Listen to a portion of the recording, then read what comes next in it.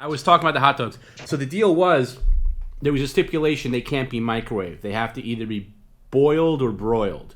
So can you get another 10 and just either put them in a pot and boil them, or put them in your broiler and then eat another just eat another 10 quick. You can do it quick. You can do like 3 at a time. Because apparently You're out of your fucking mind at this hour. I just want to be thorough. You're out of your fucking mind again at this hour. I ate more than enough. I'm not eating anymore. Right, but it's specified boiled or broiled. I don't give a fuck. It's the stream is over. We are done. We're not eating any more fucking hot dogs. Right, but again, not what? So we. Yeah. Good night. Just so we're not ripping people off, can you at least make the attempt to boil 10? Again. How about this? How about a compromise? How about you boil 5 and broil 5? That way they're broiled. Done. Good night. Boil 5. Good night. Broil I'm the restarting the computer. Thank you. Good night. I will see you Wednesday. Good night. Goodbye. And again, I will see you on Wednesday. What time on Wednesday? Oh, he's gone. Wow. All right. Good night, guys. That was a way to end it. Are you still on the phone? Oh, okay. Well, sorry. Anyway, 2 p.m. on Wednesday. We'll see you. We'll see you then. It should be interesting. I got a lot to do between now and then. Hopefully, I'll maybe do a quick test stream tomorrow, but I'm not sure about that. Don't hold me to it. Yeah, normally he doesn't eat before the streams. Today he did. Normally he knows not to eat before the streams. He doesn't. So I don't know. He didn't even seem to remember what he did or what he didn't do as far as eating goes. But normally he knows not to eat.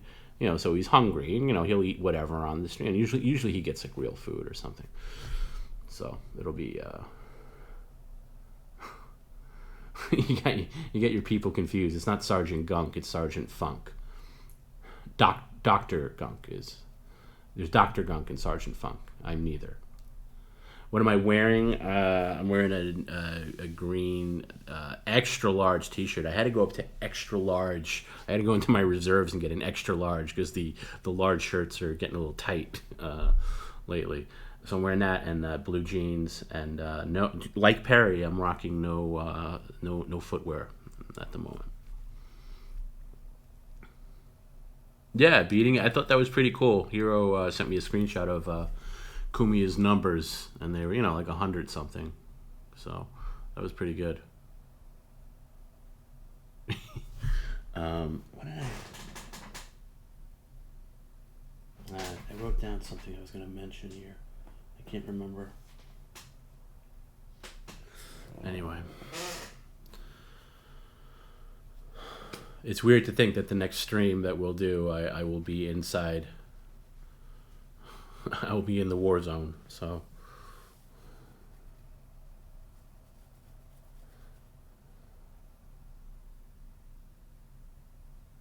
Is it cool to turn my offer money into a tip for TomB if I disapprove of shitty behavior? Discipline is important.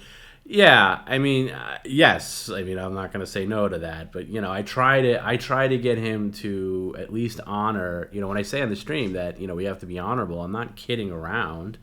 I do think it's important to be honorable. And when he said I actually believed him. I thought I saw 10 on the plate. And then I was just looking at me, and I wasn't really paying attention to the chat. And then all of a sudden, I see everybody going scam, scam, scam, and then I was thinking, wait a second, he didn't, he ate them all, and the plate was empty, but I didn't think that he didn't take the other 2 out of because 8 hot dogs come in a pack, and then I thought he took the other 2 out. But I'm glad we got to the bottom of that. And again, thank you for Garrett to get me that video. For whatever reason, I couldn't load that photo, but. Damn. What am I going to be drinking in his apartment? I'm going to bring my own water supply because I don't trust his water bottles. Boy, I don't know, man. I'm not. I'll tell you the truth. I'm really. Fuck. I'm not really. I can't say I'm looking forward to it. I guess there's a promo already. Garrett just sent me. Thanks, Garrett. Garrett gets these really fast. I don't know how he does it. Really great work.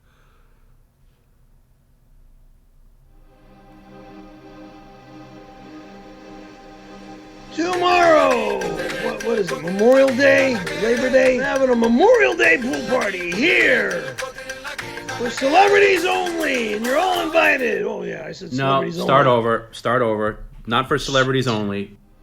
Good evening, folks. It's Perry Caravello, and tomorrow I'm having a big, slimy, scummy, sick, psychotic pool. Nope. Restart. Good evening, folks. It's Perry Caravello. I'm Perry Caravello Live, and tomorrow I'm throwing a pool party. And you're all invited. I believe I'm going to have hot dogs and drinks and beers and wine and more food and more drinks. And you're all invited to my apartment. But the pool is open.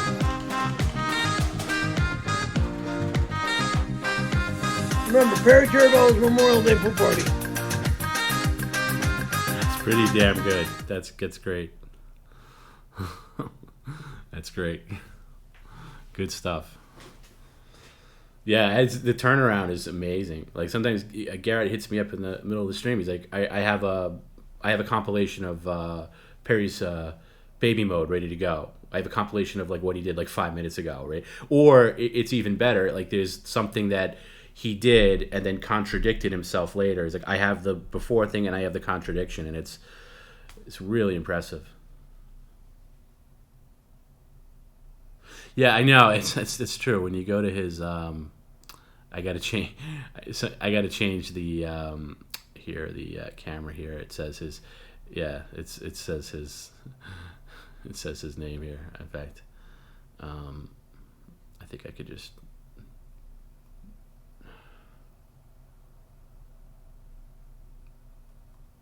Change it right now.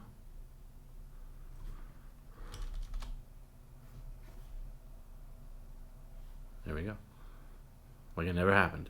Yeah, thanks for bringing that up. I did catch that earlier, and then I forgot to change it back. Look, by the way, Paul, saying that I do love LA. I used to like LA a lot. Past couple of times haven't been fun for me going to LA. Robert can attest to this. The last time we were both in LA at the same time, and we were driving back to San Diego, and we just basically passed like internment camp after internment camp, and it was just gross. And that was a year ago. That was over a year ago. I can't imagine what it's like now. In certain areas will always be great. But I like LA. I like the food. I like the weather. Obviously, you know, I have friends in LA, but not like New York's any party. It's not. Tom, I have an offer next week, reminiscent of mole play, but don't want to use big three terminology. Thank you. What would be the PCL version? It depends on what it is, but it could be, PCL improv or PCL something. I'll think about it, but yeah, some kind of PCL terminology would be great.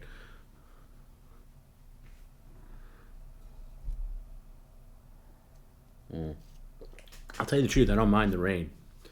It rained all weekend here in New York, and it's so weird. I don't remember it being this cold in New York ever, this late into May. Yeah, like the very end of May. It was like you had to wear like a jacket this weekend. It was ridiculous. Pretending with Perry, that's not bad. But I didn't mind it. I didn't mind it too much. It was kind of, yeah. It was kind of nice. Not nice like outside, but you know, it was nice not to be obligated to do anything outside.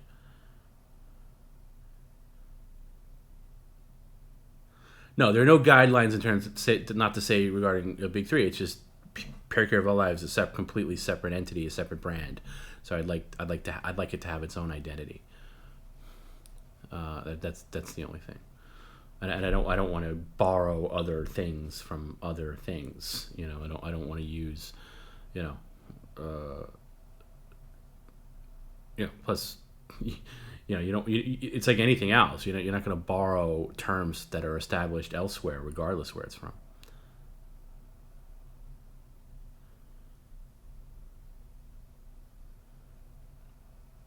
Yeah, that's the thing with Florida. Once it gets into summer, it's like I remember. I'll never forget being in Orlando in like mid-August, and it was just oppressive. Like real, like you had to be in air conditioning all the time. Should we rate Kumia? I don't want to. I don't want to give him any clicks.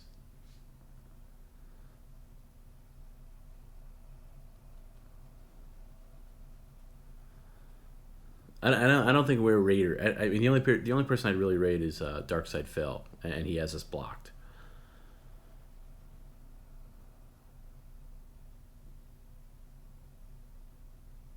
Yeah, there's a ton of businesses, Paul, that are gone in New York. It's weird going around New York City, and just seeing all the like. There's a couple of bars that I pass by so many times, like in my life that I've been in, whatever. And I passed by them recently, in the past like 6 months, and they're like closed. But like you could tell the difference between closed, temporarily and closed permanently. In these places were closed, like really closed, and it's a bummer. There's a lot of small businesses that just didn't survive, and still even by me, like online, not as much, but not as much as the city. There's some of my favorite bars just look like completely done, which is a bummer. Yeah. So Darkside Phil? Did he leave Twitch on his own, or did he get kicked off of Twitch? Because I know he lost his partnership, but did he leave? Did he leave in spite, or did they kick him off? And not that I really care too much, but that never seemed clear to me.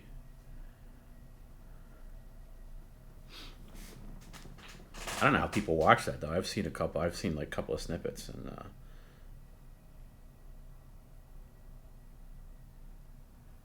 doesn't look didn't look good, didn't look interesting at all. He left on his own. Okay, that's what I thought. Yeah, okay. The temp ban for racism, I saw that, but then didn't he say that, didn't he say that he didn't really say the thing that they were claiming he said?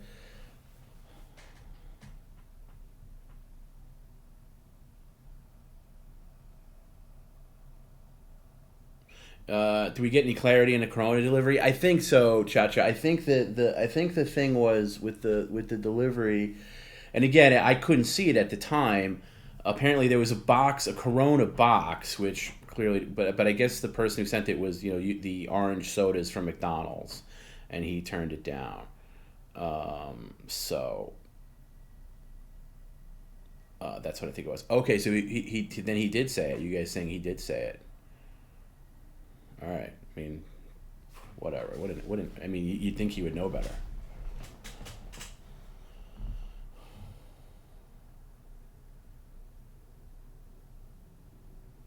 Yeah, I saw a video of him allegedly saying that, but then, when you listen to it, it wasn't definitive. It didn't. I don't know, but maybe I'm thinking of the wrong clip. I'm not that interested in him where I really care.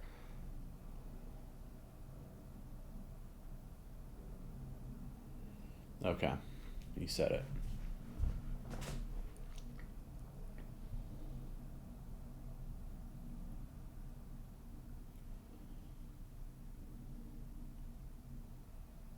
I don't know how you go from Twitch to YouTube. I guess it's. I mean, I guess you could do it fairly easy, but obviously he makes more money on Twitch, or made money if he's a partner. He probably made more money on Twitch, so that's got to be hitting him.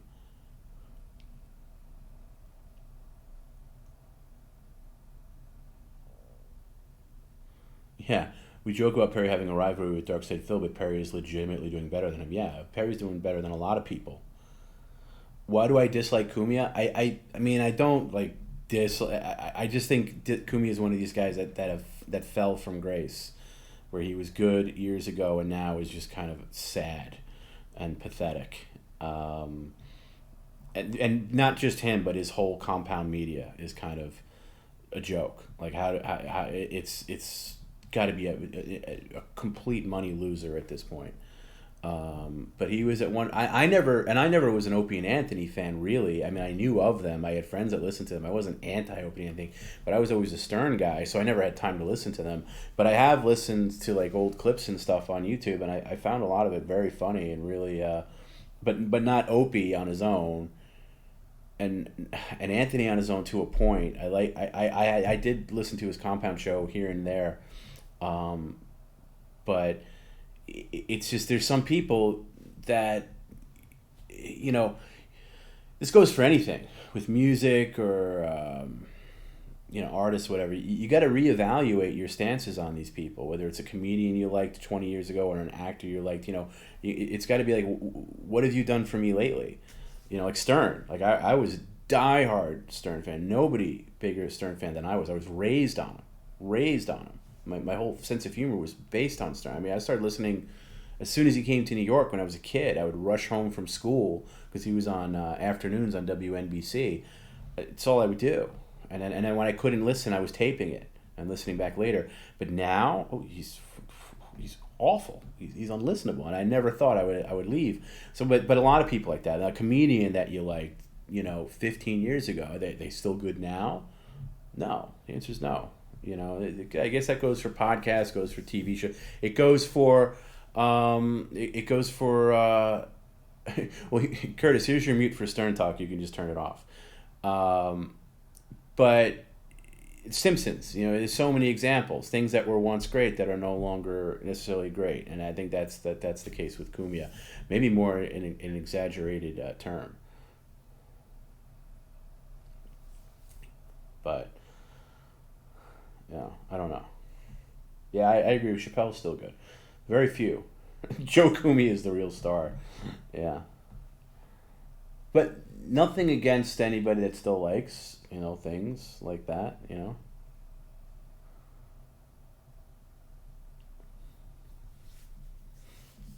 Your comedy influence are Stern, Letterman, Carlin, Dangerfield, SNL, Kids and all. Yeah, that's a good lineup, but of a certain era.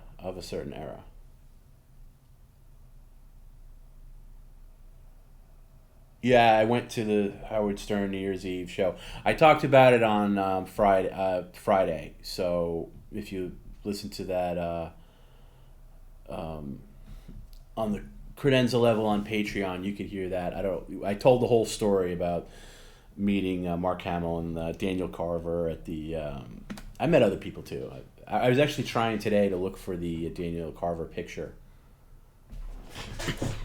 Oh, but I was going to say, before I wrap up, Amy, I was thinking that maybe a good idea eventually, maybe not now, and this is totally up to you, but since Dan and Amy kind of cross paths in a lot of ways, I thought, if you ever wanted to bring it to a head, I thought that maybe you could have Amy disclose that she paid off Dan in TGA Fridays or something, a couple of free meals to throw his case against his brother, and just see how he would react to that.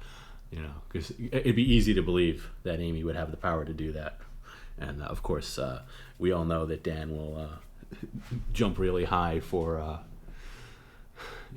some Checkers fries and chicken nuggets. But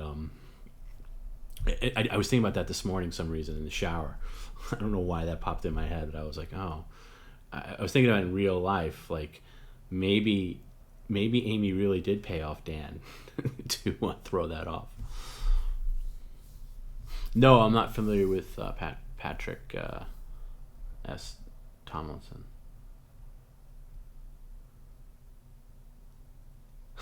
Yeah, right, exactly. He'd throw the case for an app sampler.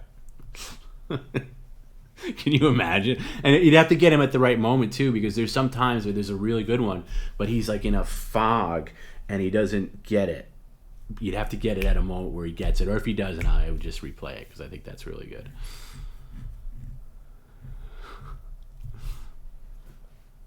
Do I have emergency contact information? I should give you guys my emergency contact information just if you don't hear from me. Is my buddy still taking Perry snowboarding this winter? Yeah, he made the offer. So maybe.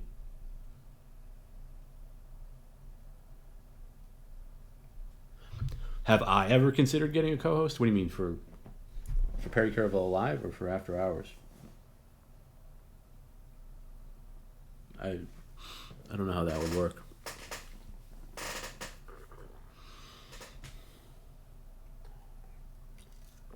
It's funny, the thing with the co-host thing, and like why I was always very hesitant to go on mic with Perry early on the streams, because I always hated it when and again, Curtis, I'm sorry, I'm going to go a little Stern talk, but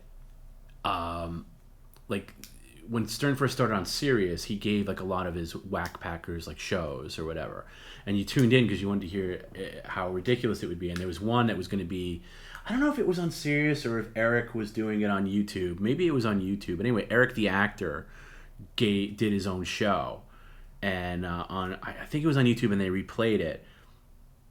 And then they did it on Sirius, right? That's what was it? They did it on Sirius, and they got the guy who used to be the co-host of American Idol, that Brian Dunkelman. Shoot me for even knowing that name. But he co-hosted the show with Eric, and I remember listening to that, and I was really excited. It was like an evening show on Sirius, and this guy Brian Dunkelman was doing all the talking, and he was coaching Eric into saying stuff. And I was like, oh man, this guy's got to shut up, because I want to hear Eric, and I don't want to listen to this guy. And then he got a lot of shit for it, and he got it to the point where you realize that, oh, I understand why he's there now, because there's no way Eric could do it on his own. There's no way. He wouldn't be able to fill time, or he wouldn't be able to do a show or run it or take calls or anything like that. He's very quiet, for different reasons. Eric the actor was a lot like Perry in many ways, but different in other ways. So there's that kind of thing where I'm always cognizant of that, where I was like, oh, well, I want Perry to do as much on his own as he can, but it's tough. I mean, you guys have seen it. It's tough. So I think right now it's just, I think we found the balance, kind of.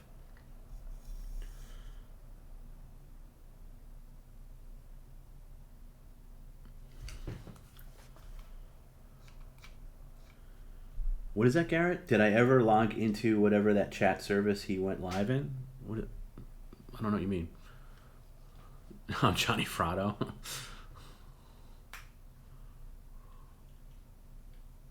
Yeah, right. Eric is pretty deadly on his own. So is Perry.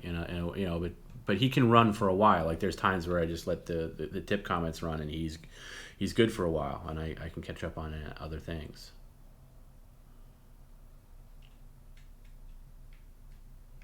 JFSC. That's funny. I remember that. Somebody still listens to Stern? Wow. Good on you. I couldn't do it.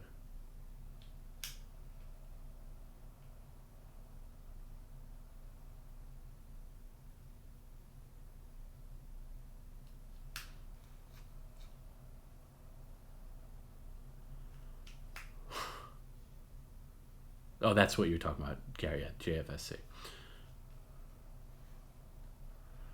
One word hint. I've given plenty about Adult Swim. The show is for a show called Smiling Friends. It's going into its first season this summer. It had a pilot episode that came out last year, and he's playing a live action part.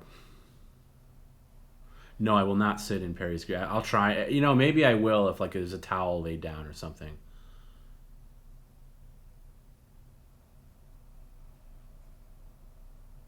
Yeah, Amy makes a good point. What's the difference between Stern and Oprah now? No difference. He's worse than Imus. That's the thing. Howard now is worse than he would bitch about. He would bitch about Imus even 15 years ago, and how Imus was terrible and got into all of his wife's charities, and how Imus was emasculated, and Imus was just a sellout and this sad old man. He's become all that. Everything that Howard ever railed about Imus, he is.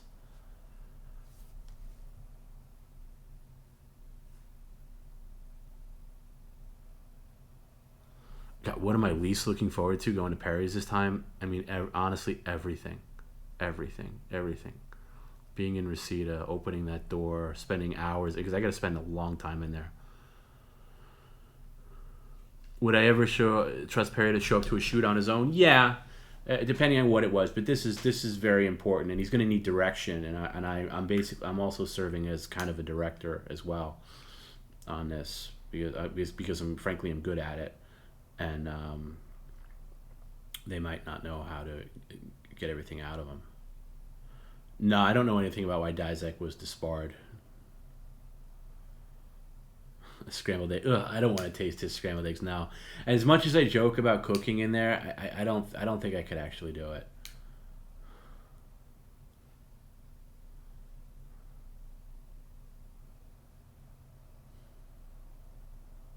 Get in it, yeah. I don't know, man. I don't know what I'm gonna do in there.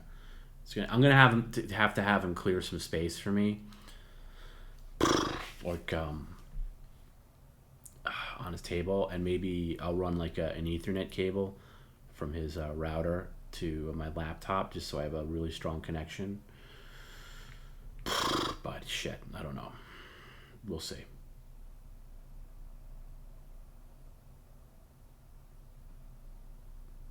Have I chosen breakfast places? No, it's funny. I don't eat breakfast anymore. I used to really like breakfast. I don't think I'll be up early enough to eat breakfast.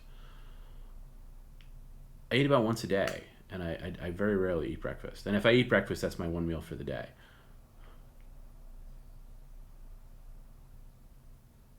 How close do I come to bailing? I've never come close to bailing. I mean, I've way too much invested. Yeah, I'm gonna find a lot of eggs in there for sure. Are you guys cool with me doing a little egg hunt? And it's gonna reveal some things, but there's no way I can't point out the stuff that's under that couch.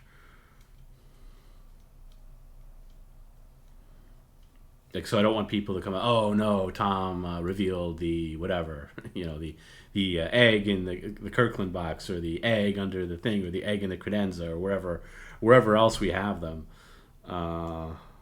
Jeez. No, I'm not gonna eat before Wednesday. I don't think. Maybe I'll leave the chicken in the boot. Yeah, it sounds like there's mini after hours shows, by the way. There's sometimes where we just chat for like 20 minutes after and then we kill it. Then there's sometimes where we chat for like 7 hours or 6 hours. Should I reveal the kimchi? Because we're going on 3 weeks now. It'll be a month next Sunday. I think this was the 3-week anniversary of that. And how could he not see it? Or does he see it and just be like, I don't care?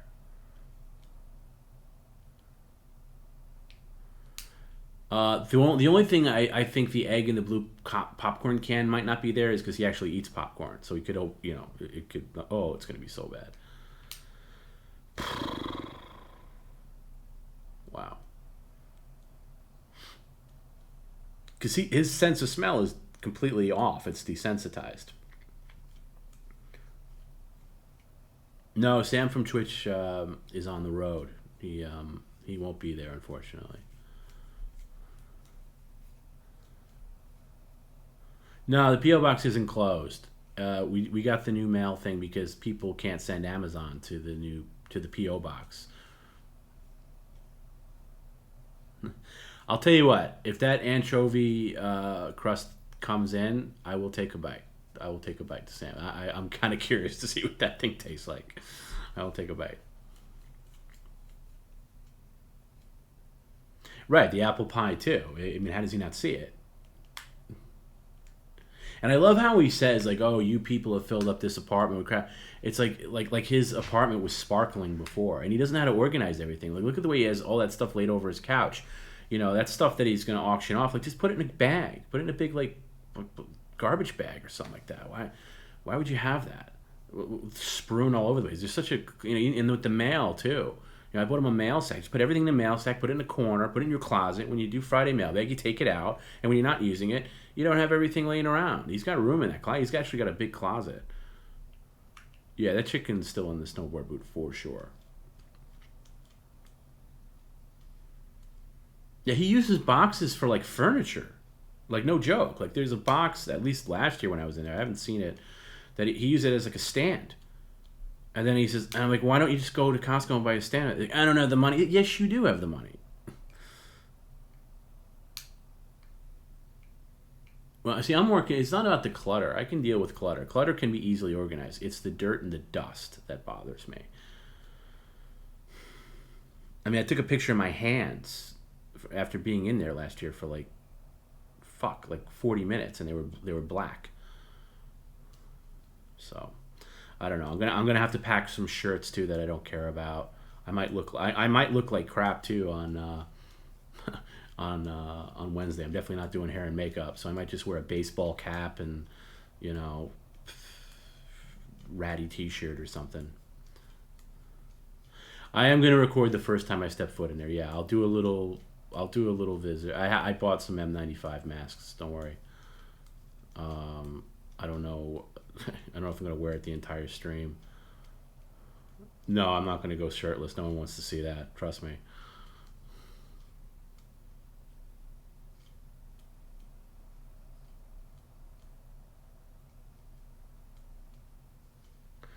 Hero sent a hazmat suit last year. It was a little oversized, but I don't think he still has it.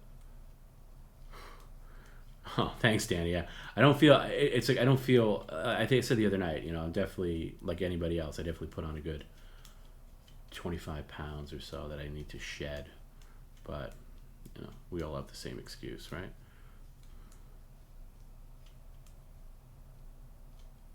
Yeah, I mean, hazmat suit, as nice as that would be, fuck, I couldn't sit in it. It's gonna be hot in there too. You're talking about June in the valley, so I can't wear a full hazmat suit. I don't know. I'm packing shorts. I don't even know if I want to. Yeah, I'm gonna say if I see Trevor, I'm gonna say I definitely want to meet Trevor for sure. How did I meet Perry? It's a long story that I'm not gonna get into here. I've told it other places.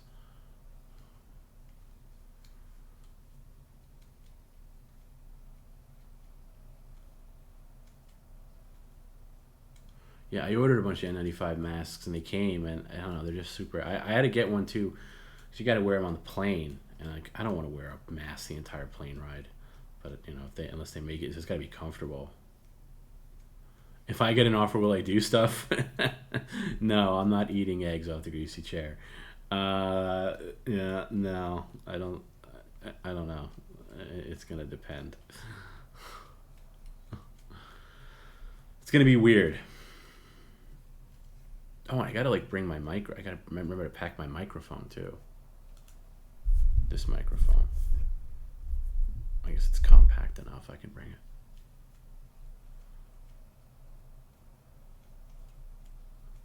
Yeah, I don't know. I don't know how fun. I don't know how it's gonna work.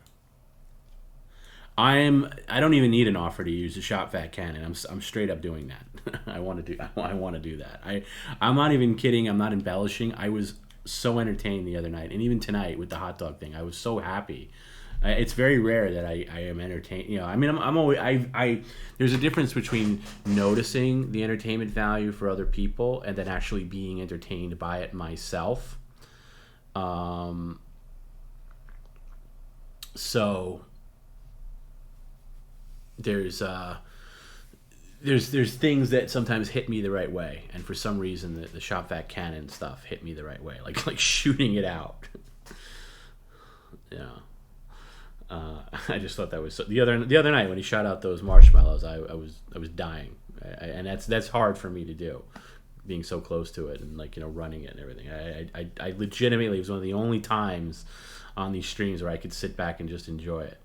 And I really like all Shop Vac. Like whenever he fucking gets that one hands that Shop Vac, I want to pick it up. I want to feel how heavy it is or light it is. I want to, I paid for that thing, so I feel like I should have something. And I love the other night he said, "Oh, you didn't pay for that." How quickly we forget. I mean, give me a break. How long have I worked with Perry? Again, long story that I'm not going to get into here. I've told it other places. Maybe another time, but I don't have the energy to get into a whole thing. I don't know how drunk I can get. We'll see. Maybe Sunday towards the end. Next Sunday. Yeah, we'll cycle back to the, again, with offers being turned down, you could offer to him another night and he'll accept it. So I think the Rice Krispie Cannon offer is a good one, and I think we just got to go back to it.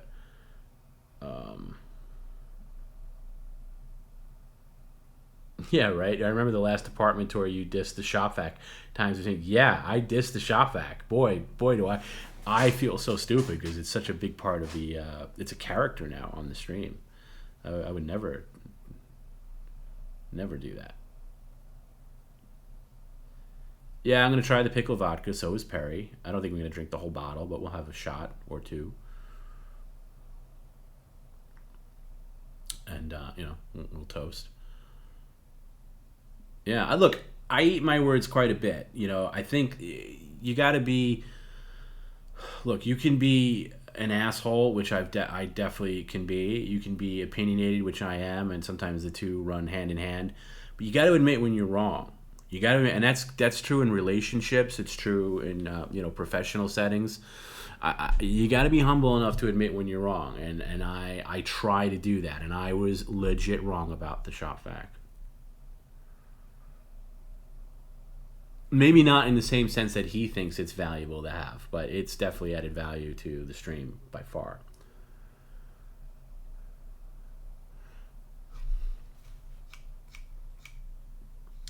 TomB, you're my age. Does any arthritis piss you off knowing he can do it when you and other workers piss off through pain?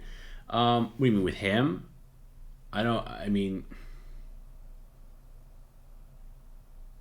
Does he complain about arthritis? I have patience. Here's the thing with patience. It's like anything else.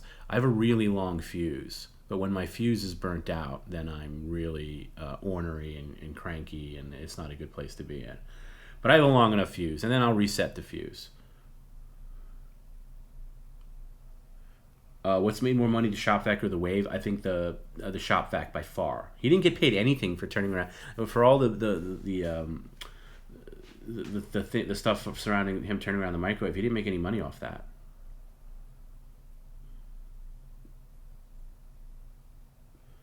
Who's my favorite celebrity in Perry history? I don't know. I think the biggest celebrity is still yet to come, but I do agree with you. Dominic Monaghan is awesome.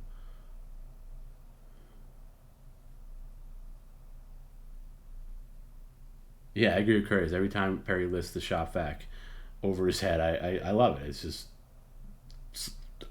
like watching Thor pick up the hammer.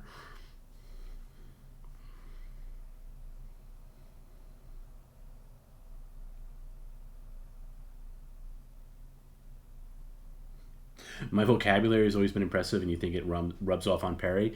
Maybe. I don't know. I don't know if he started.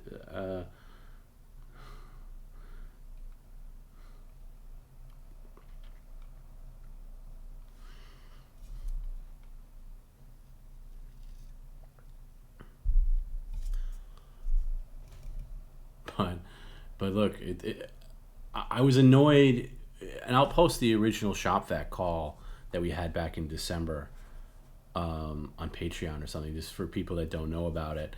I was kind of I'm not gonna say I was a dick, but my thing with he has such a small amount of space in there. Why would you have this giant shop vac in there, which is ridiculous? Now at the time, I was thinking about it for practical needs, but it's been such a.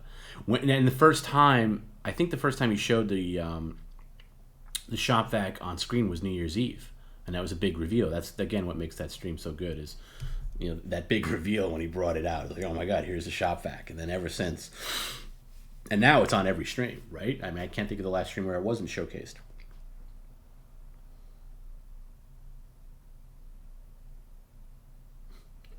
Last week I was at the gym and someone told me that I didn't have my eyes on, and for the rest of the day I was mad that you picked that up from Perry. Yeah, I hate that. There's so many little things and I brought up tonight, I hate when he goes, "You're a lie, you're a lie, and he does that dopey saw. That just triggers me too. And if I'm in the wrong mood, I'll call him on it.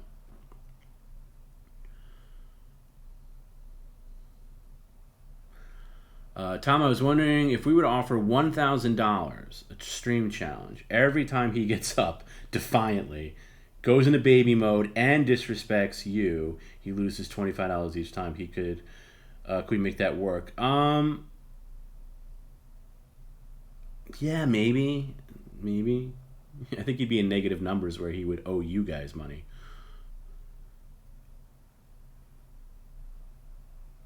Do I ever get the feeling that Perry is spacing out when I talk to him? Yes, all the time, because he's distracted. He gets it's on the. I mean, not just on the stream, but on the phone.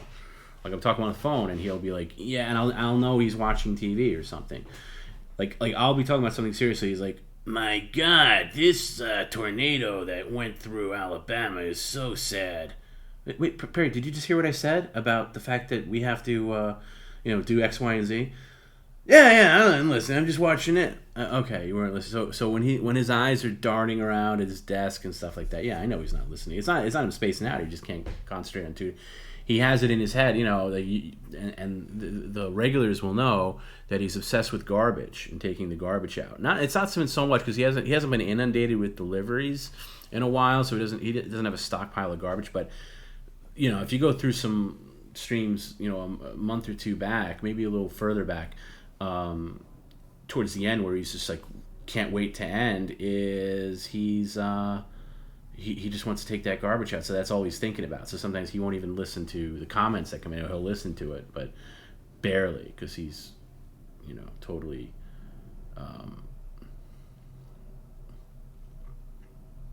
engrossed in something else. Counter, the counter would be hard to update live if we had that on screen, or the money he was losing.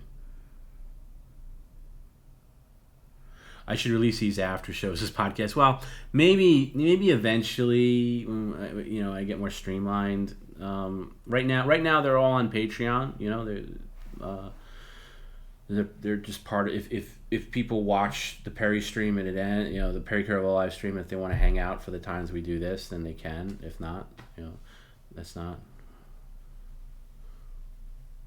Nothing makes Curtis crazier than when he did. I respect that about you, Curtis, and I respect the respect that you have for me. But it's part of what makes Perry Perry. But I know what you mean. I don't like it when he quickly goes like, "Oh, fuck you!" Like come on, dude. Like I know that you're a little worked up right now, but it's not an appropriate way to talk to me.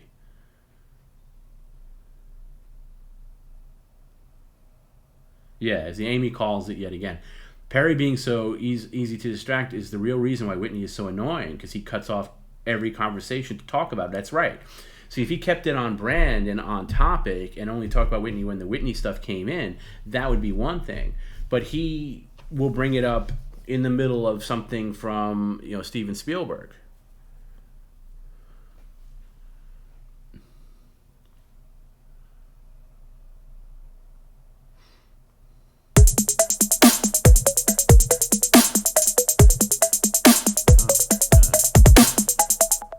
Sub donation, thank you.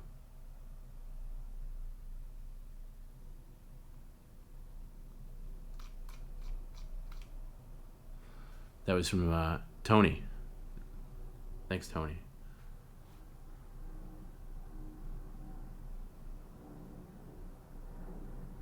I know, Tony. Yeah, Tony says it right. Yeah, he couldn't even think of who would his best man be. Again, it's part of why we love him.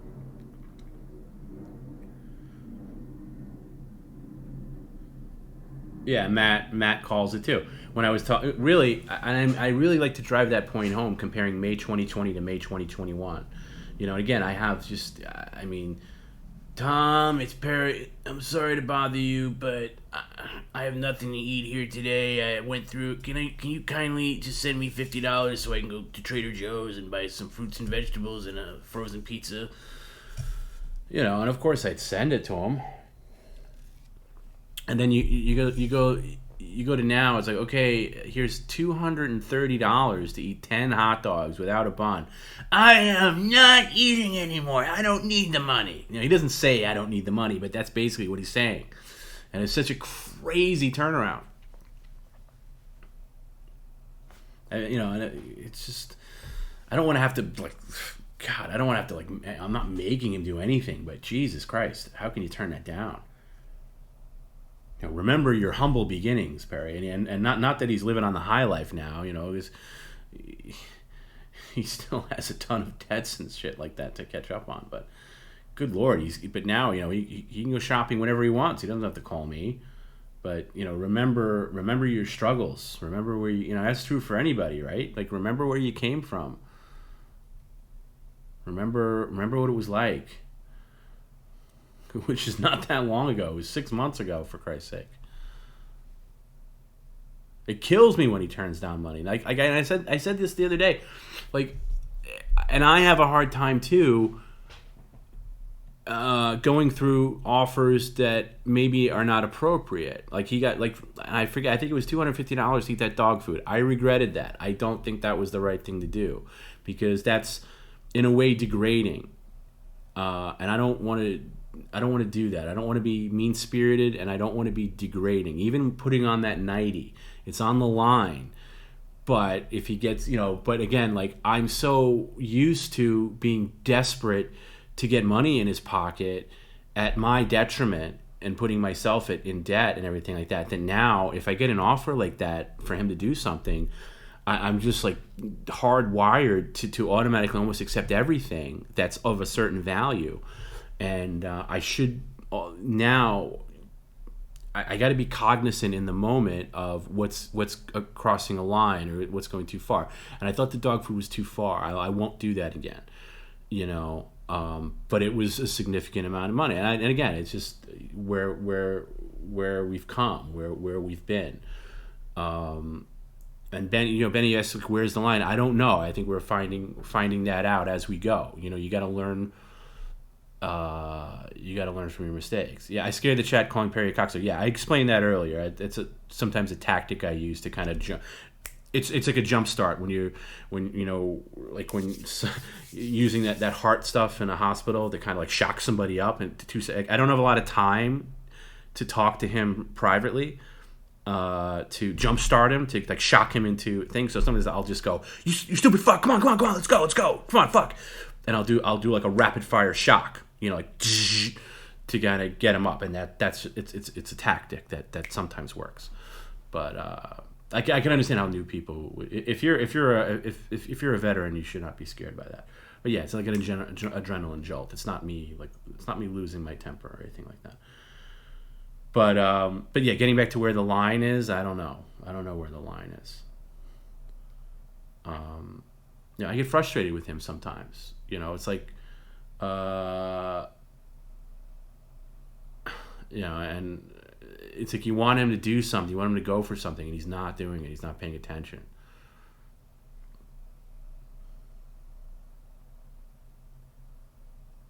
Shot Carlo would be best, yeah.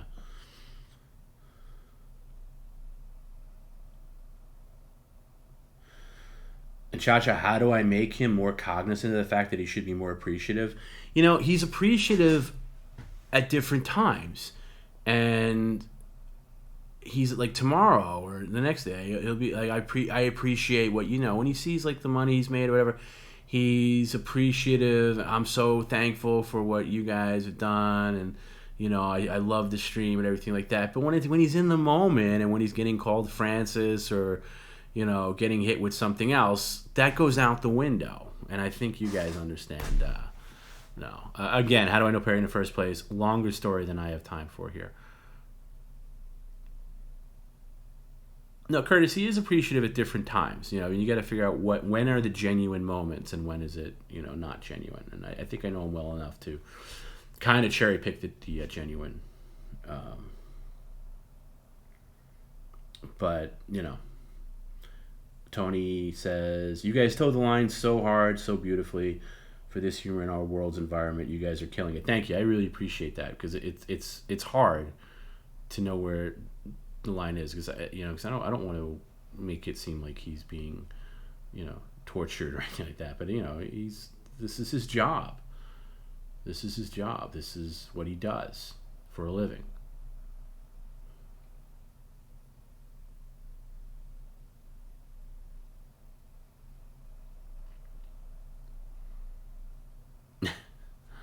Yeah. Perry will lose his mind over being called Francis. Hard to find the line with a guy who is totally okay with a 90, but has fake heart attacks over being called Francis. Yeah, I mean that's our guy. Right? That's why we're here. That's why we love him. That's our guy because he's different every time. He's not like he's not like any other guy on any stream you could find on Twitch, anybody you could find on YouTube. He's not like anybody else because he's different all the time. He's not the same brand of crazy or funny or weird or whatever. Some guys, a lot of other guys, they hit the same note every time, and then it eventually gets fatiguing, and people get bored of it. Why you don't get bored of Perry is he brings something different every time. He'll react differently. He'll freak out differently, or he won't freak out and over something that you think he should. And it's fascinating on that level. You can really break it down and do a whole dissertation. He's different every time. Like he was a little, he was moody tonight, which is different from Friday. And like my friend Robert, that's cool, Amy. If I'm outdrawing Cameo 4-1. That's flattering. But like Robert said it really well. He's like, like he was breaking down one of the streams. He goes, man, Fridays was great, and then Sundays was great, but for completely different reasons, and sometimes what makes one great, it doesn't make another one great. And again, we're still in that learning curve stage, but I think that's true. No, I didn't get any voicemail about the mellows on the porch, anything like that. No, I would have posted it if I did. I didn't get anything like that. So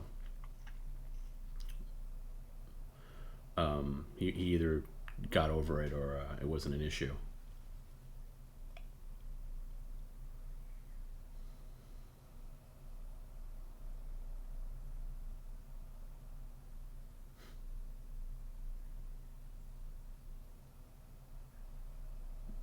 Yeah, right. That's another example. Tape an egg to the wall, total freak out. Leave your freezer open for the rest of the stream. Okay.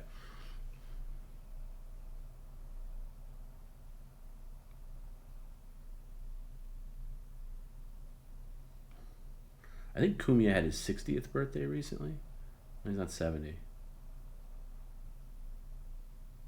You think hot dog sock puppet theater was demeaning? Well, Mr. Patsy, I think you got to see some of the other stuff if you think that was demeaning.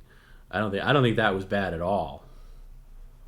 Because he didn't do anything sexual with it because he couldn't. I told him not to because that would break rules. You can't put in. You can't do any gestures or anything like that. Do I think there'll be a Netflix documentary about Perry? I doubt it.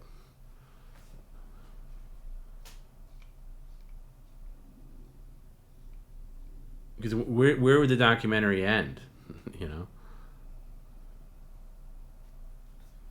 What does Kumia do on Twitch? Does he just play? I know he's a big gamer. Does he just play Call of Duty and stuff like on Twitch?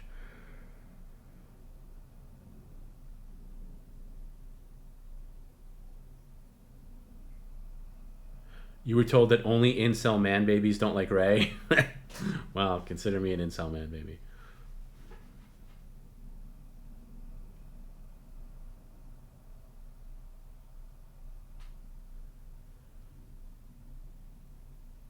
Ricky, watching someone else play video games is not entertaining to you.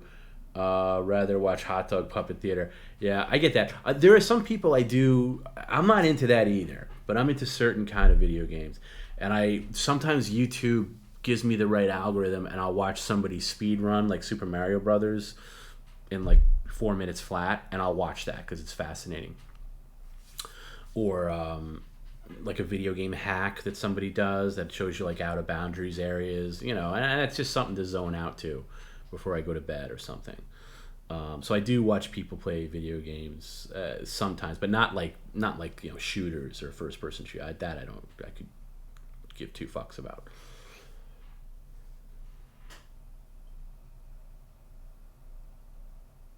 Oh, Curtis, you got Super Mario 3D World? Yeah, I'm still playing. I finally finished it, and then I'm in like what I love about Nintendo and Mario games in general is just when you think you've beaten it, they give you a little bonus, like a star level. So I'm gonna say, and I love it. If I was ever to stream myself playing video games, I'd play the Switch or something like that. I really love. I love zoning out. I don't have the attention span right now for like. I have a PS4, but I haven't fired it up in a long time. I don't have the attention span for it. Oh, I'm glad Henry loves Perry. That's cool. Yeah, I think kids love, like my nieces love Mario. Like they didn't grow up with Nintendo, but they love Mario Party. They love Mario Kart. And I like more than like Disney characters, and I like when little kids discover like Yoshi and Nintendo characters. I think it's very innocent and fun, but also things that adults can do.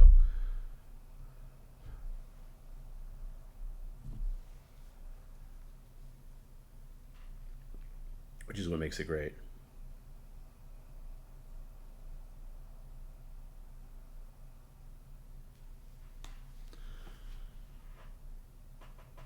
Perry playing Mario. Yeah, what character? What character would Perry play? What's cool, I think now Mario Party just had not to bore people, but they just had this update not too long ago where you can now play Mario Party like online with other people, like people that you know. So if like let's say technically Perry had a Switch, and I had a Switch, we could technically play Mario Party together, which would be funny. I don't know if yeah he's Wario for sure. That is definitely Perry. In fact, I would like to get Perry a Wario costume. It's funny, I was talking about Wario. I guess there was a Saturday Night Live thing where Elon Musk played Wario. I didn't see it, but I saw a clip of it. And I was thinking about Wario. I was like, why isn't Wario in any mainline Mario games? Wario was only in like Game Boy games, and he's in like Mario Kart 64 and all the Mario Karts since. And but he's never been like a villain or a major character in any any of the other ones. I thought to shake it up, maybe instead of doing the same storyline where Bowser kidnaps Princess Peach, maybe they could do a Wario. Yeah, he has his own games, but he's never in a Mario game, like a mainline Mario game. Like that's I'm talking like the mainline Mario games, not the not the portable games, not the sideline games, but you got Super Mario Brothers, Super Mario Bros. 2, Japanese and US, Super Mario Bros. 3, Super Mario World, and then I guess you kind of on the periphery consider Yoshi's Island a mainline Mario game, kind of. And then you got Mario 64, Super Mario Sunshine, and then Super Mario Galaxy 1 and 2, and Super Mario Odyssey. And even if you go with the new Super Mario Brothers, New Super Mario Brothers U, and Super Mario 3D World, he's not in any of those. Yeah, Perry beat Kumiya handily, not even a contest. Game idea: Wario gets in trouble with Bowser for pulling Princess over on the I-5 freeway. I would play that game. It's funny you say that about Sunshine. I never liked it when it first came out, and I remember never finishing it. And it's in that they did that package, which is so stupid. It was like a limited run.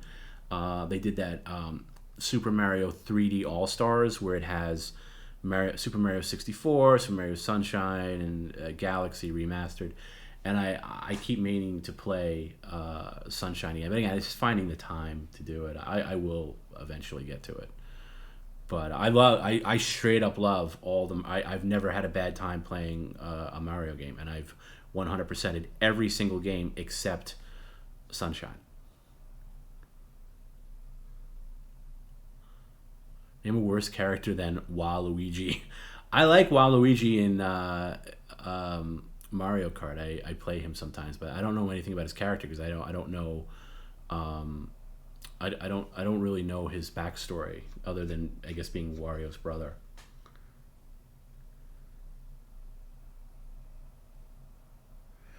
TomB, are there other streaming personalities on the Adult Swim show? No, there's not. I mean, there might be other episodes where they got other names to perform. That I wouldn't be privy to, but in that episode, no, it's just Perry. The inverted controls don't bother me, but I think they released an update where you can set it back. What I would like to do is if you could use the original analog controllers, the GameCube controllers for the Flood, that was like pressure sensitive that they don't have anymore.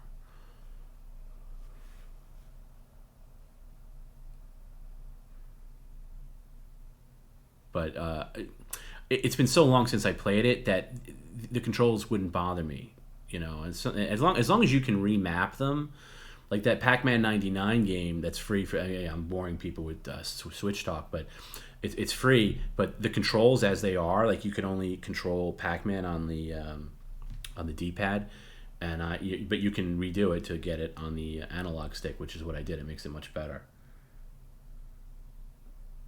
Oh, Clint's on. Never liked Sunshine. One of the few Mario games I have not beaten. I tried playing Sunshine on the release. Yeah, that's it. I think maybe I'll go into it with open eyes. But yeah, there's people that either like Sunshine or don't. And I love 64. I love all the 3D. You know what? I never played Super Mario Galaxy 2. Okay, because I just didn't get it at the time. It came very late in the Wii's life cycle, and I was just really busy at the time, and I never even got it. And I was super disappointed that it wasn't included on the 3D All-Stars. I think Nintendo rushed that and botched it in many ways. Yeah, Perry does own a Tony Hawk game. I think he owns a CD-ROM of some game. Super Mario Sunshine plus Ray. Best game in the galaxy. Is Mr. Plinkett in Smiling Friends? I didn't know that. That's cool.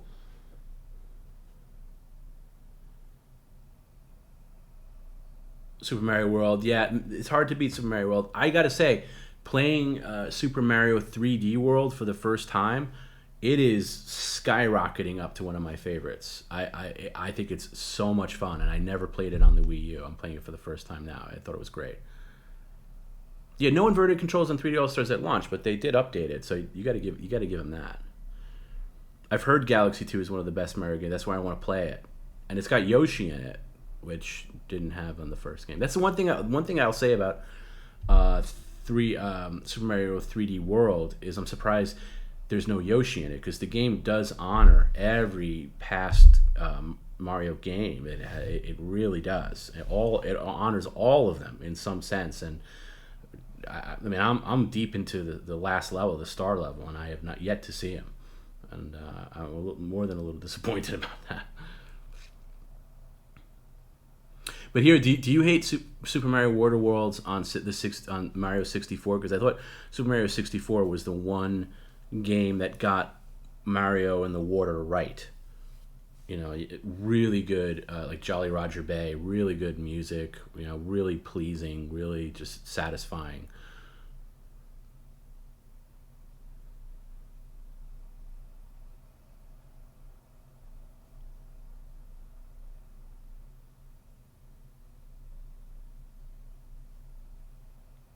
But in terms of like regular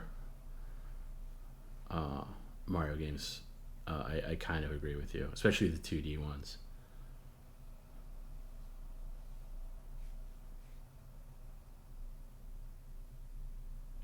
I never played the DS. I never played the DS version of anything, but I never played the DS64. The DS64 looks terrible. I don't like the way you switch characters, and fuck that. Yeah, Dire Docks is still there's certain music that just brings you back to a certain point in your life, obviously like songs or whatever. And there was a time, I don't know, I forget when it was. I had the Wii at the time, and I was playing Mario 64 again when it was on the Wii, like in the I don't know, whatever they called it, whatever the store you can download from. and I played it, and I got that, and man, that Dire Doc's music came on, and I almost started crying. Like I would not crying like in a like I'm sad, but like it brought me back to 1996 when I first got the game, playing it with my sister, and we were just like amazed by it because the first three. I mean, that game was groundbreaking. Mario 64, groundbreaking, absolutely groundbreaking. That's something that people don't give credit enough to the Mario games, is how groundbreaking they are and how everything else built on that. And it just, I don't know, really like hit me the right way. And and then there's this YouTube channel. There's this guy. He's like this master pianist, and all he does is play like Nintendo music, like beautifully orchestrated. Sometimes I'll zone out to that. I'll play that on my speakers or something. The only Mario game I didn't love, and I bought it last year when it came out, is the new Super Mario Brothers U. I thought was kind of derivative of other, like there was nothing new. So it was okay. I had never played it. It was like, it was okay.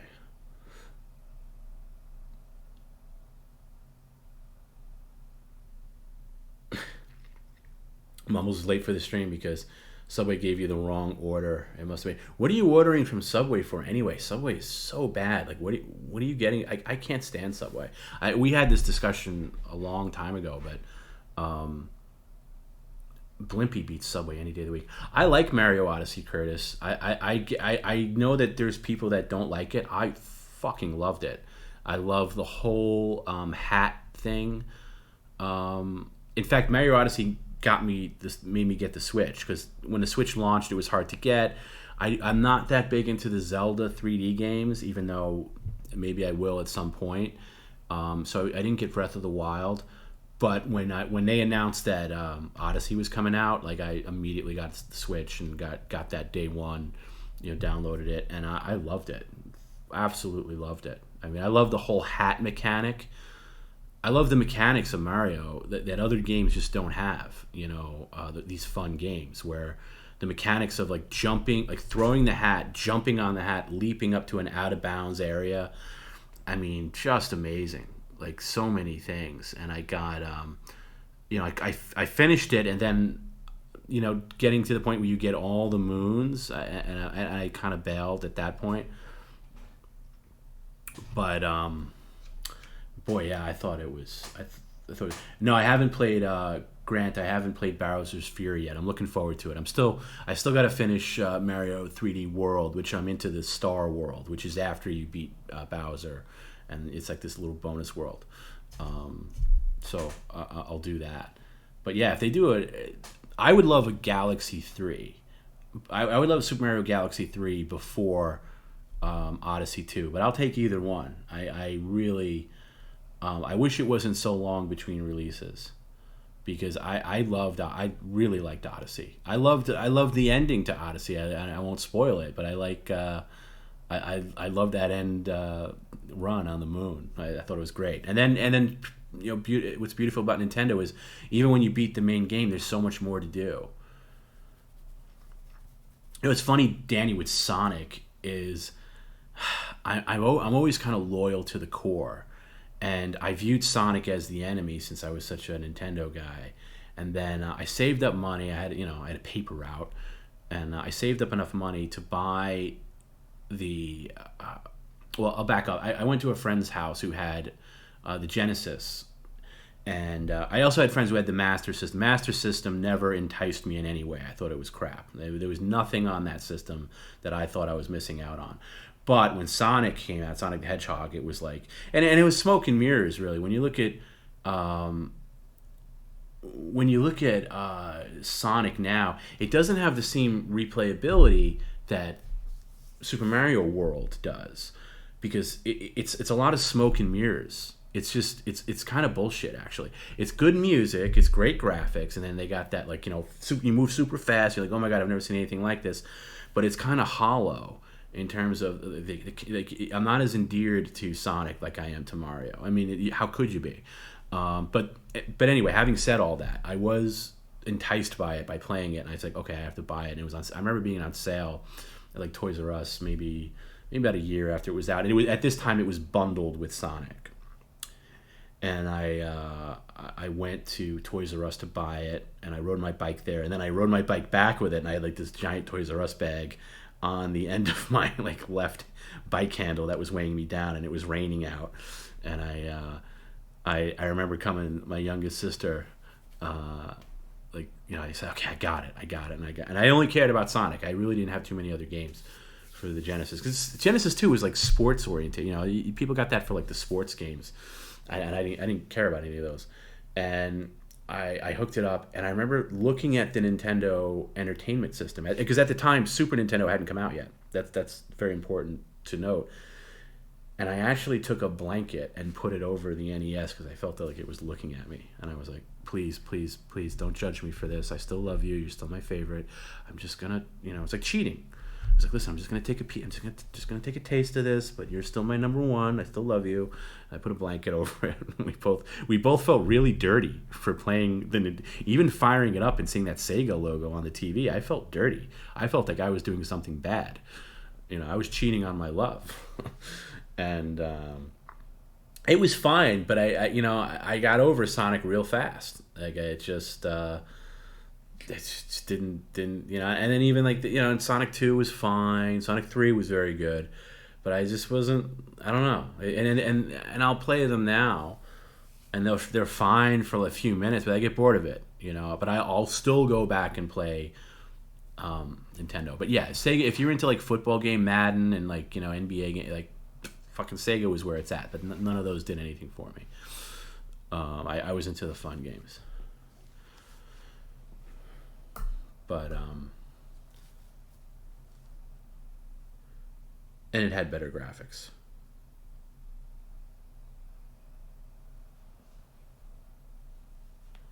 But yeah, and then I didn't get the Dreamcast. I never had any Sega system other than the Genesis. And I got the Genesis Classic that came out like last year, and I thought I'd enjoy it more, but I turned it on once. Because they don't have the replayability for me that Nintendo does.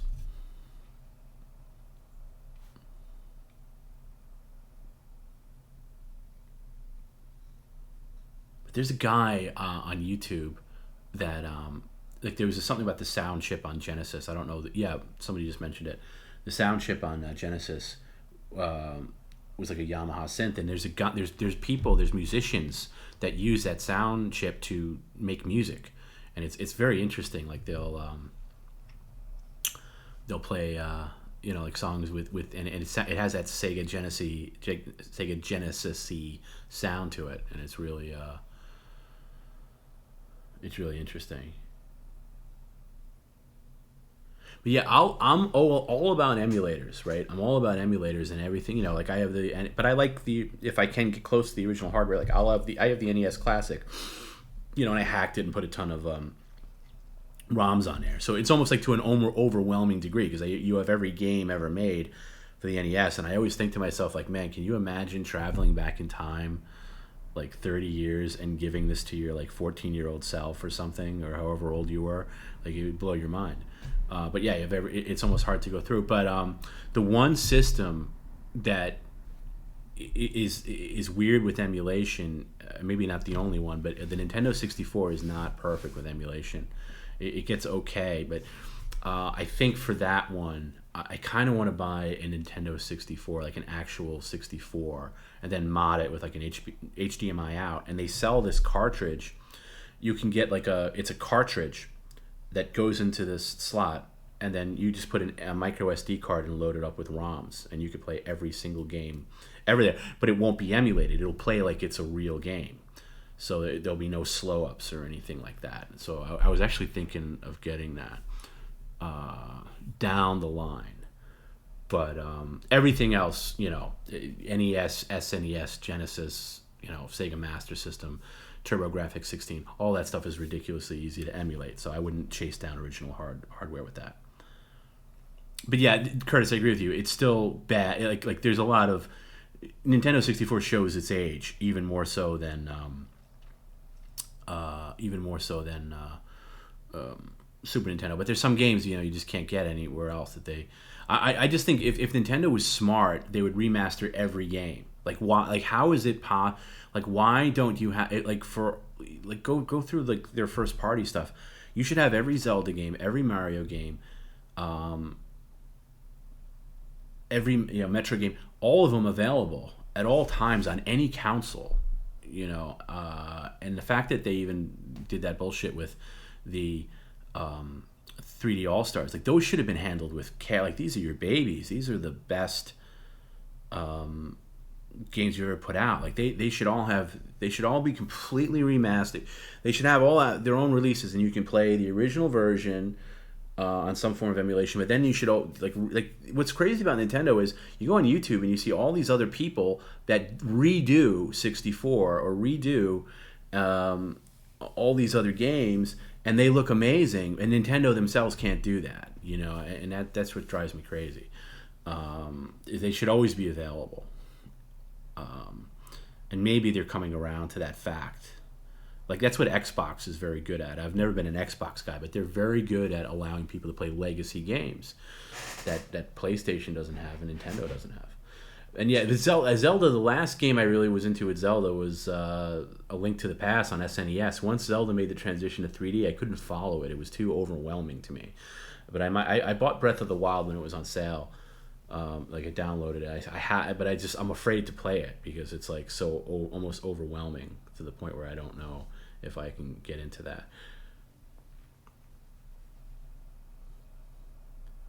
But yeah, I agree that.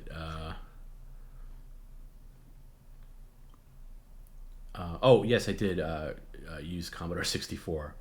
I didn't have one, but I had a good friend. It was kind of like it was like a friend of mine who lived down the block from me had one, and we played it all the time.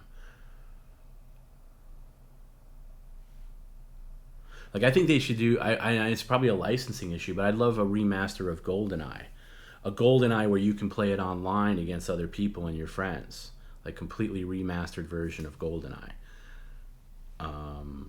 Because that game's amazing. I mean, talk about a groundbreaking game. I played that in Perfect Dark to death.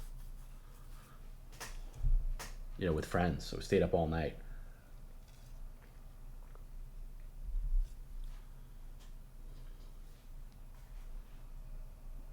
Using Commodore 64 cassette games. I remember those. Yeah, I mean, I bought Red Dead Redemption 2, and I never played Red Dead. It's funny, like around like March of last year, like late March of last year, when like we all thought that the world was ending. Like I guess PlayStation had a sale, so I bought Doom Eternal the day it came out. I played that a while, and then I stopped at one point because there's too many other things going on. But I bought all these games because like, well, this is all I'm going to be doing now for a while because I'm not I wasn't working at the time. And I bought like Mortal Kombat 11 and Red Dead Redemption 2 and Spider-Man. I bought all these games that were on sale. I had never played any of them. Never played one. I bought that Star Wars game that came out. I don't remember what it was called. Never played. Yeah, they remastered GoldenEye on the PS3, but it wasn't that good because they changed it to Daniel Craig, and I didn't like that. It was okay, but it wasn't that good. They need a really good remastering of that. Guys, hang on one second. I just gotta pop into the other room real quick. Talk amongst yourselves.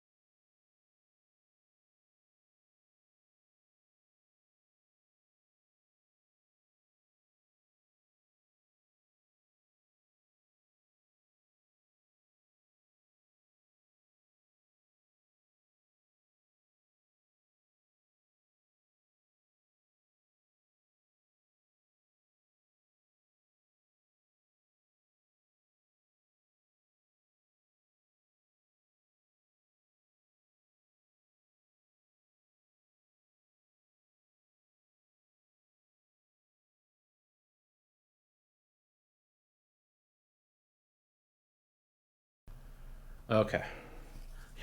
Amy, you were playing Red Dead Redemption until you found Perry. Yeah, yeah. That's the thing. Like with these streams, like I don't have time to play games. Like I'll get off the stream. I mean, I'll play like a little bit.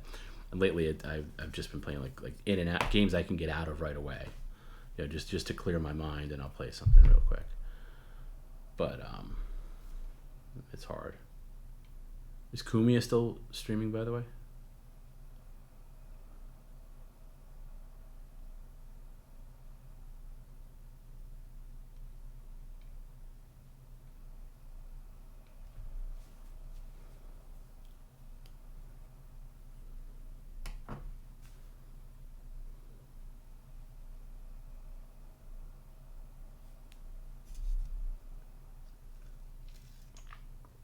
Three to one. Wow. And it's late too. Shit, it's like 3 a.m.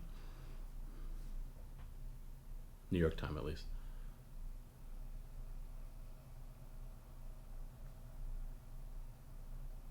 Oh, he just went off.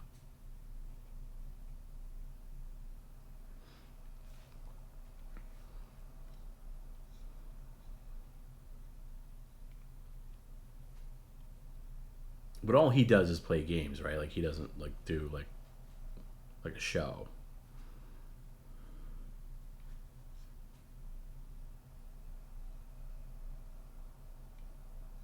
No, I never played Age of Empires. Is that an RPG? Because I'm not into RPGs at all. Yeah, okay. It's a little bit of an after hours stream, Curtis. You got me there.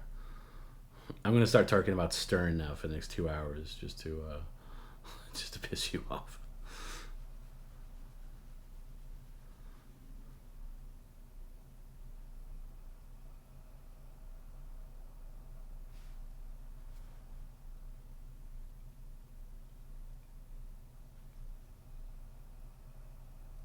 It's true. It's not a show. It's a stream.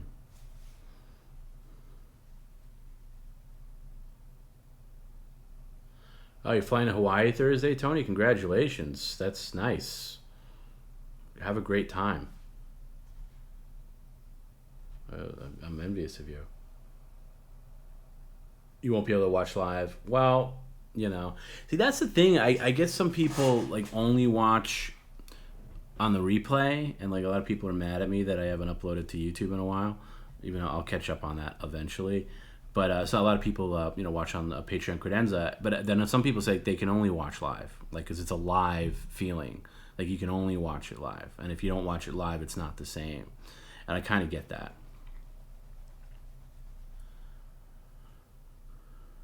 What's up, Scary? Did he ever? No, Eric never flew with balloons that I know of. I think they came close, but they it would be really hard to fly him with balloons because that chair of his was really heavy, and you have to fly him in a lawn chair or something like that. I don't know. So anyway, sadly, it never came to be. But it was a thing where it's like kind of like Perry things where I think the chase of it was better. Like the fact that he kept refusing to do it, and then if he ever did it, maybe it would be anticlimactic. Your wife, Curtis, tell your wife I'm sorry. She wishes you would watch the archives instead of live. I hear that. I know what you mean.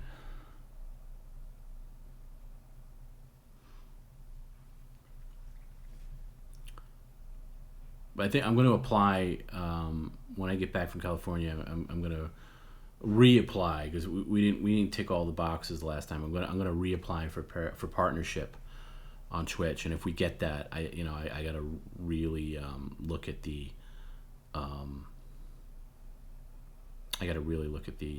terms of service. I think we might have to only stream on Twitch going forward. Oh, Mantis Mal, you up to credenza level? I appreciate that. I really like, and I've said this before, not to beat it too bad, but the Patreon specifically helps me personally, like cover like a lot of bills and stuff. So I really appreciate that, and I work hard to make sure that Patreon's worth the money. Joe, you had dinner with Stern in '98. How did that come about? Never meet. Yeah, I heard he was always a terrible person. I knew even when I loved him, I knew he was a terrible person. I didn't care.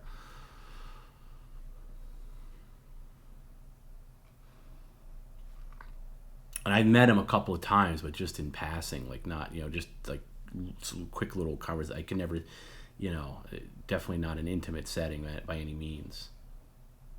And I feel like you can never say you met a celebrity. When somebody, if you met a celebrity, like, I met this person at a book signing, that doesn't count. That's just like an assembly line. It doesn't count. I mean, you got to meet them outside of a like event. That's basically meant to like get an autograph or something like that. It does count, but it doesn't count. Oh, thanks, Mal. I appreciate that you're at permanent Credenza level. Yeah, and I might add more stuff to that. Yeah, once I get through June, I have so much on my plate now. I won't even bore you guys with details, but just so much on my plate personally, professionally. Obviously with Perry, all things Perry, all consuming, family stuff. That I'm gonna have more time. Once the dust settles into like mid-July, I'm gonna have more time to focus on the creative things. That's when I want to get the merch. I know that's one aspect that's sorely lacking is the merch. It's just it's to the point where it's an embarrassment, and I really want to firm that, to get some really good Perry Caravello Live merch, not shit but good stuff. Because I want some. I want to wear some PCL merch. I don't think a book sign does count, Amy, because that's where you met all your C-list. So no, I don't think it counts. Jackie was your friend's uncle, and he came to visit Vermont for a ski weekend to our town, and my friend invited him up. Wow, that's interesting. Was he just a dick? I don't know if I'd go above credenza level. Like I'm trying, like there's options in Patreon where like you can do that. Number one, I don't like taking advantage of people. I don't like taking people. I also don't like asking people for money and not giving anything in return. I think this, you see a lot of people do that. Like people with content creators with Patreons or whatever it is. It's like, oh, this supports me, but they don't put any effort into it. They don't give content back. It's like, well, I'm just going to support you because I've enjoyed your work over the years. Well, that's bullshit. It's like, don't take people's money, don't give without giving anything in return. So you got to give quality. I mean, I don't know, depending on what your terminology of quality is, but you got to give content. Stuff. If you're taking $6, $12 a month for people, I feel like you're obligated to give something back. So. Like there's a VIP option on pay, but what would that be? Like what would that be? Like what's the next level up from credenza? Like Perry's I don't know, like shit, like take Perry to lunch. I don't know what it would be. So I would never do anything like that unless there was a plan in place. Does Dark Side Phil have a Patreon, and what is on there? I've joined other people's Patreons, and I know what they're like. And very few of them. So, Curtis, I gotta ask, what's your thing with Stern? Like, do you just not care about Stern? Do you not care? Like, are like, what's the deal with? I understand not everybody gives a shit about Stern, but most people seem to be in tune with it. I'm curious if you just don't like him, or you just don't like the talk. What unedited videos, though? Like, what unedited videos would you put on there?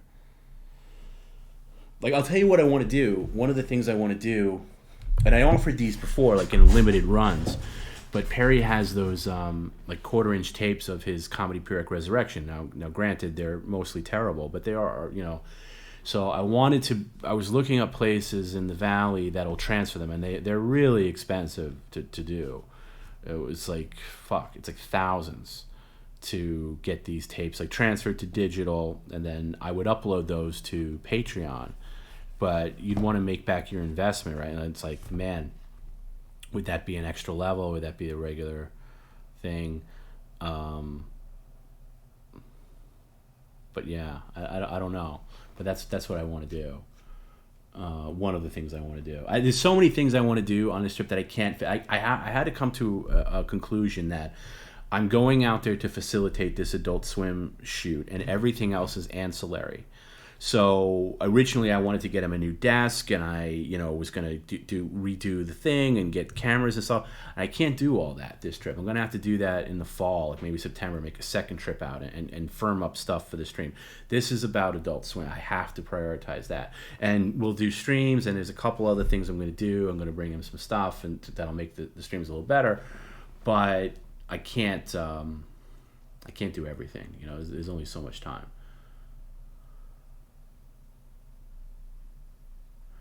Yeah, Paul, Stuttering John definitely lives near Perry. I think he lives in Canoga Park. I'm not sure. Oh, you know what? I have a picture of Stuttering John with Perry outside of the Comedy Store from last February, and John didn't know who he was at all. Like, had no concept of him, which I was surprised by. Perry knew who he was, though.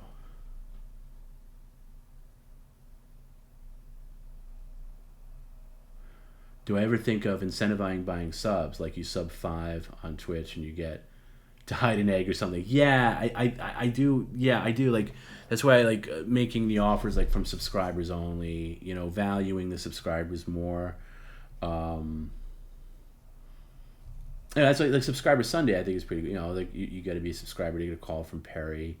But yeah, like. Sub 5 on Twitch, you get to hide an egg. Yeah, I think that's a good idea. Oh, Curtis is way behind, doesn't care about Stern. It's okay. Yeah, I don't care about him either. I mean, and the only time I'll talk about Stern is like how great he was or how horrible he is now. But I understand that can get redundant. I think we've talked about Stern. I think, and I'm not going to cut out Stern talk because cutting anything out from these things, I'm not listening back to myself. There's no way. And it was one like there was one of the long early after hours stream. I know I got to cut something out of it because I mentioned something that I don't necessarily want to have. And not that I don't trust everybody that comes on these things live, but it's like now that they're on credenza level, like I forget where it was, and I gotta like fucking find it and listen to me talking. I was like, oh, I did this one little thing. It wasn't a big thing. It wasn't a bad thing or anything like that. But I was just like, yeah, I probably shouldn't have said that. That I want to remove, and it's just like the thought of even searching for it is nauseating to me.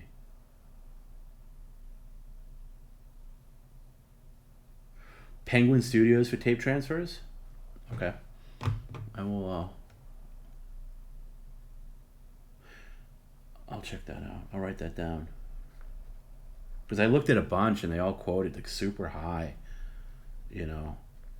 But yeah, it needs to be done. Because he has these VHS transfers, but they're just garbage. I mean, some of them are okay, but it looks like VHS, and he has the masters.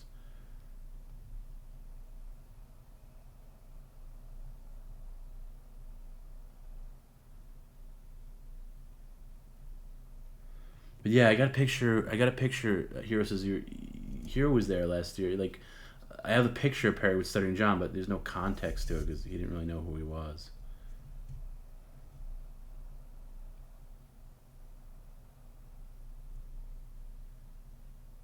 But yeah, Curtis, as far as the Stern Dog goes, it kind of just we go all over the place, And again, once things get more firmed up, we'll have more streamlined stuff to talk about.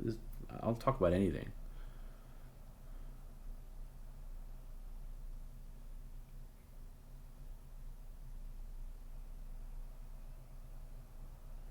Oh, really? Well, you DM Perry thanking him for calling you on Subscriber Sunday, and he said, "I love my subscribers." See, that's good. I like that.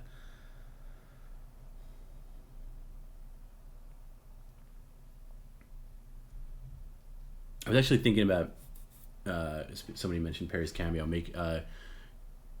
doing a 50% off all of June for his cameos because it's his 1 year anniversary on Cameo. So, and he still gets a good amount of cameos. Like he does, not like it was when he first started. It was like a burst of them, but he still gets a good amount per week, which is harder now with everything else.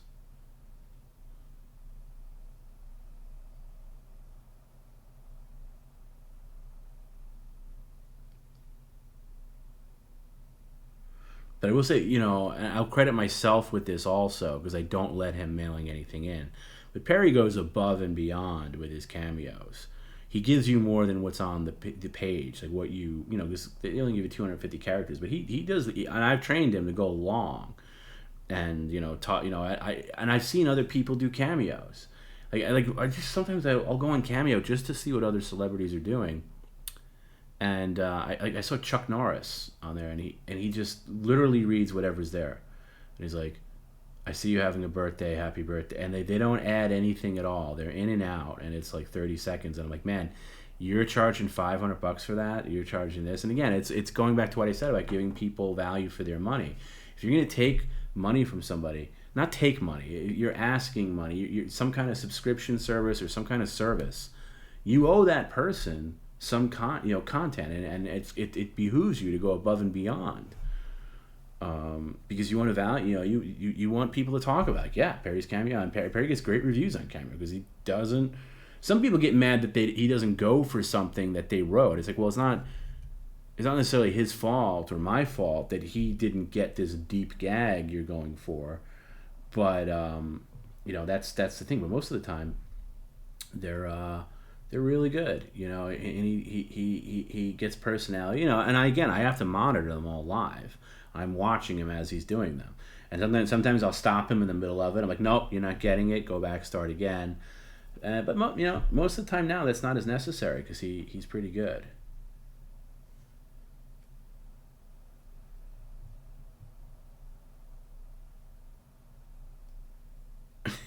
See, Amy, like, how does anybody order a Joe Matarese Cameo? What does Joe Matarese charge? If he charges anything more than $5, it's a ripoff.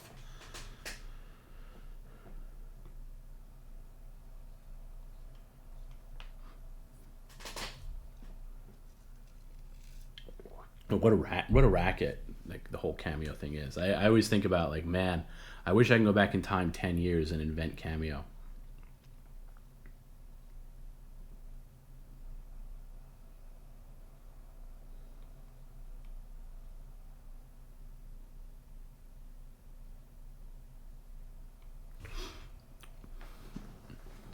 Clutch Connect says, shitty for someone to leave bad reviews for his Cameo as a joke. Like, yeah, there's a couple people, but you know what? We have a Cameo person that we work with, and if there's a bad review that's like unfair, I'll send it over, and she's good at taking it off. So he has pretty good reviews.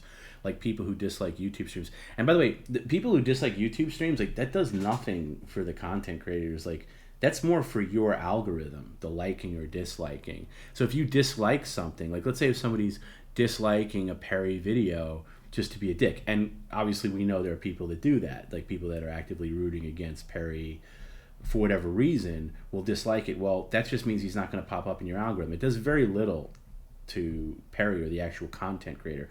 Yes, likes are good because likes boost you up in the overall algorithm, and maybe that's why, like, the early stages of a YouTube video, when it goes online, like if I upload like a stream to YouTube, I'll always post like, hey, can you give it a starter like and comment? Because those early likes and comments, if something gets a lot of comments when it first goes on, it boosts its possibility of making it into. Now, it's harder for Perry because a lot of his stuff gets flagged for like adult content, but it's good to get a lot of early likes and comments. But the dislikes doesn't really matter. You can dislike a YouTube video all day long. It just means it's not going to show up for you as much. It's more about curating for you than it is damaging the person you're giving a dislike for. Fucking Matarese charges $30. Yeah, you would have to think they're all his friends. Like, who fucking orders a Joe Matarese? Who even knows Joe Matarese? I wouldn't know Joe Matarese if it wasn't for Red Bar. I would never know Joe Matarese. What's the rationale for how long it takes to get a Cameo?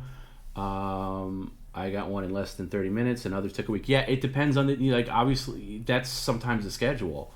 Like, we'll do, like, if there's like 5 built. I don't want, like, here's the thing with Cameo, and I learned this very early on with Cameo when he was getting flooded. Like, the first, like, he's close to, I can tell you, he's close to 1,000 overall, 1,000 cameos.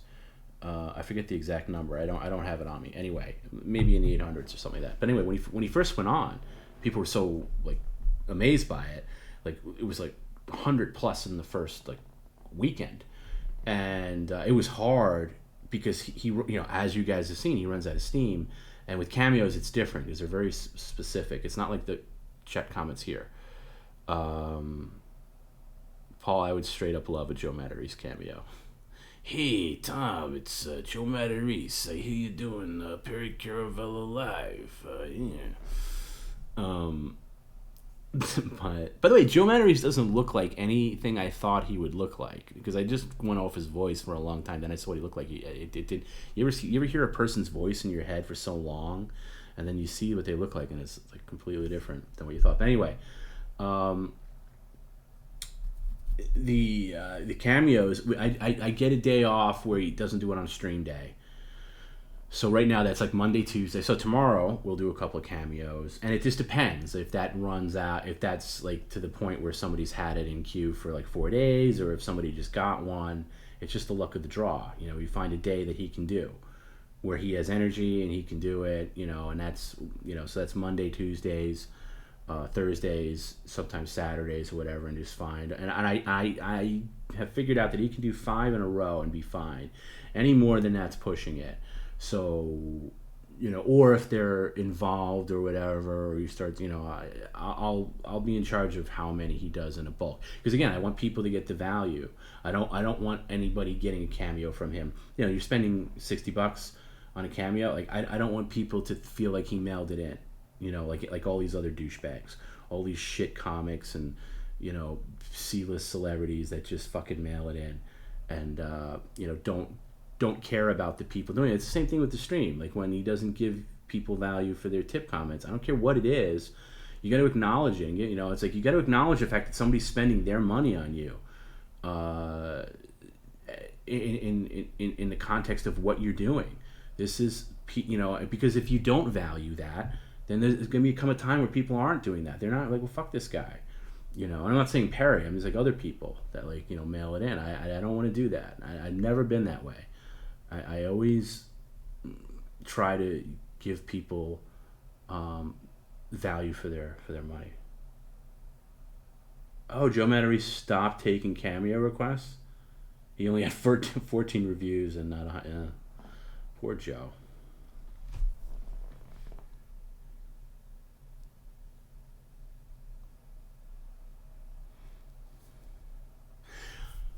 Clutch on, you uploaded an unlisted YouTube video of Perry's unedited fake stroke. Yeah, I actually edited that stream. I took out just a little bit of it, but you'd never really know. But I just took out. I just killed some of the dead air a little bit. I didn't. But I left most of it in for the YouTube. Obviously, Patreon Credenza gets the full unedited.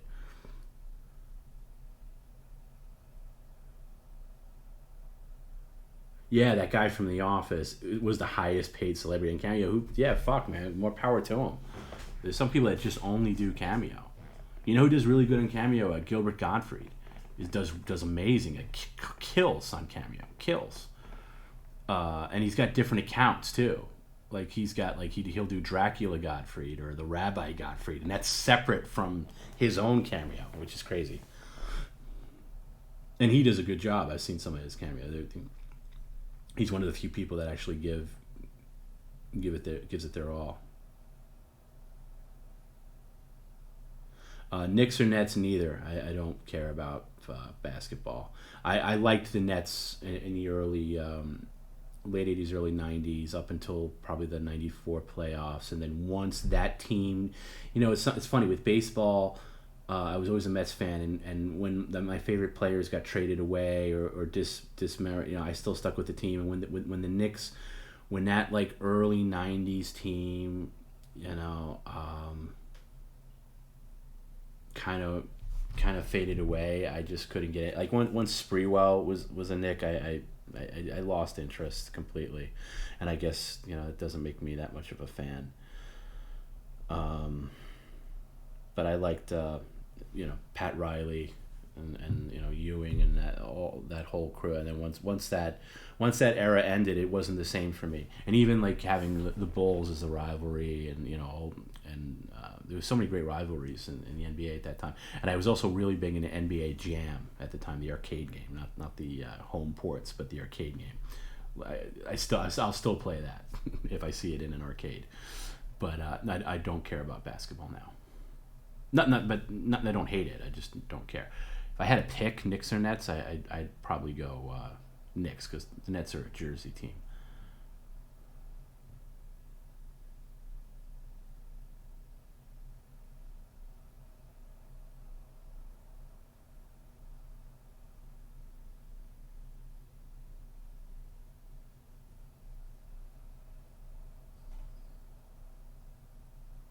Did leaving the Jehovah's Witnesses hurt the cameos? In a way, I think they did. Because, yeah, I think part of the appeal with people getting cameos from Perry is like he was so anti-holiday and birthday that like I remember at Christmas time he was fighting me. Like, okay, Perry, we got some cameos. You better not be wishing a Merry Christmas, because I'm not doing that. I am not wishing a Merry Christmas. And I'm like, yeah, you are. No, I am not. No. And then you have to find, okay, you don't have to say Merry Christmas, but you at least got to say, I don't want to wish you a Merry Christmas, or, get it out somehow. All right, whole fucking battle. Yeah, but now, he'll say, no problem. Merry Christmas, Happy New Year, have a happy Memorial Day. Have a happy 4th of July. Halloween will be funny when that comes about. But he has no problems with birthdays anymore. So, but he's like I said, even from the streams, there's what I've noticed by Cameo now is there's new people that don't know Perry outside of the stream, and they're stream specific, and you can tell they're new fans. So that's interesting. And he's done some great ones. I have every cameo saved, obviously, but there's ones that I'm surprised that were never posted, like, anywhere. Like the person who got them, like, oh, I've been waiting for this to pop up online, and then it never does. And I'm like, wow, that was a really good one. And I'm surprised that they didn't post it. And it's not my place to do it, because it's not my cameo.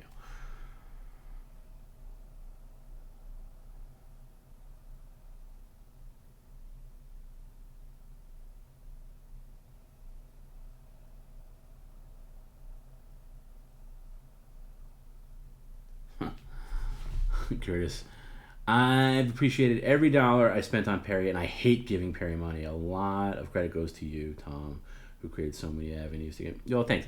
Keep in mind, a lot of the money that goes to Perry doesn't always go right in his pocket. He's not spending money. It goes to an enormous amount of debt that's been built up. Not just my debt that I put out, because I'm last in line on the food chain.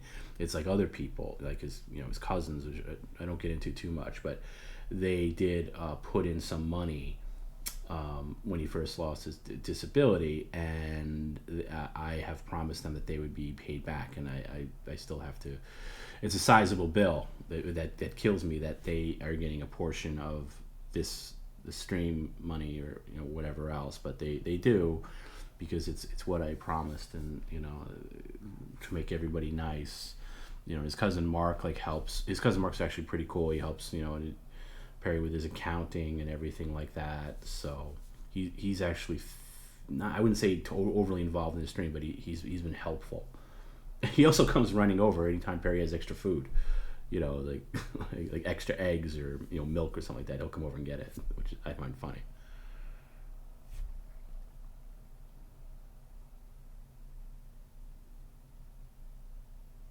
If Gilbert Gottfried praised Perry Caravello live, would I freak out? Yes, I would, because I don't think he knows Perry at all.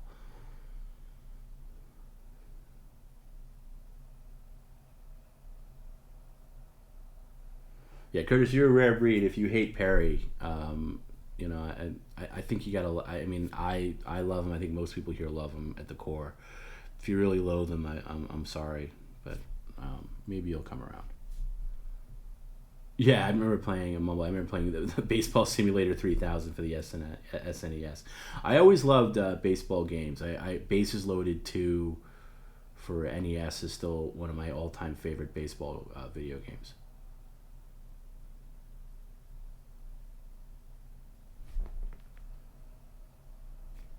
Yeah, Mel, I agree with you. Perry had a hairpin trigger when he was a witness, so it was a low hanging fruit. I agree. There's a lot of low hanging fruit with Perry, and you see it on the streams too. With like obviously we can pick out the comments that are the low hanging fruit, and there's people that like.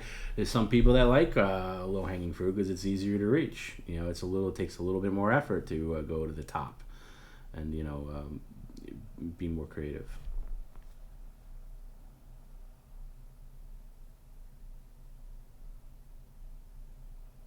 Wow. So when you met him, he emptied his whole fanny pack on the bar top. That's pretty good. You must have sweet talked him real good to get that, because even with a pretty lady, he sometimes turns that down.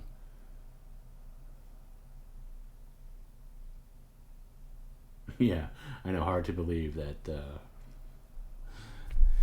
They're just his whole family. They're just, I don't know. I don't want to get into it too much, but outside of Mark, who I think is a nice guy, they're just, I don't know what the word is. Piranhas.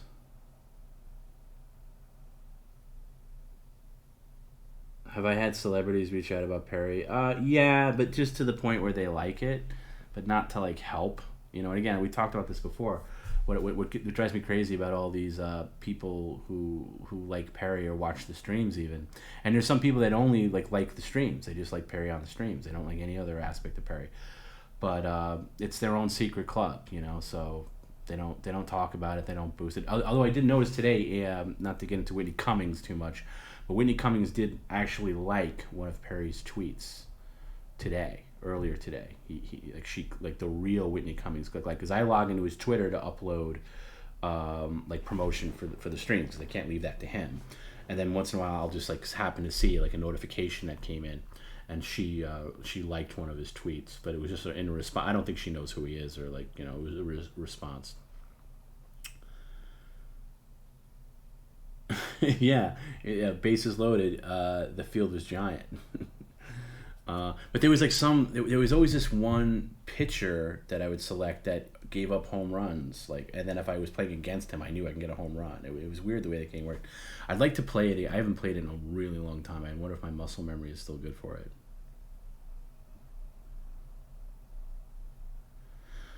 Yeah, but Curtis, you got to realize, when Perry disrespects me after all I've done for him, that's what makes him Perry. I mean, he that's what makes him interesting. I mean, I don't. I mean, I take offense to it to a certain point, but I rub it off.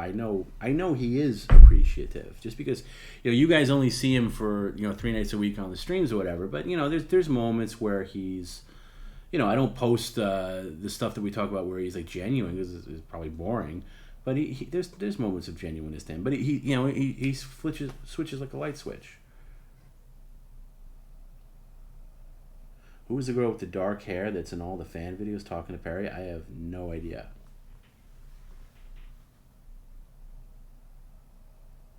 You gave him free. Where was this that you met him, Mel? That you gave him the hot wings? When was this? What year around? Yeah, she liked to tweet about Perry complimenting a guest she had on her podcast. Right. I don't think she paid any attention to it outside of that.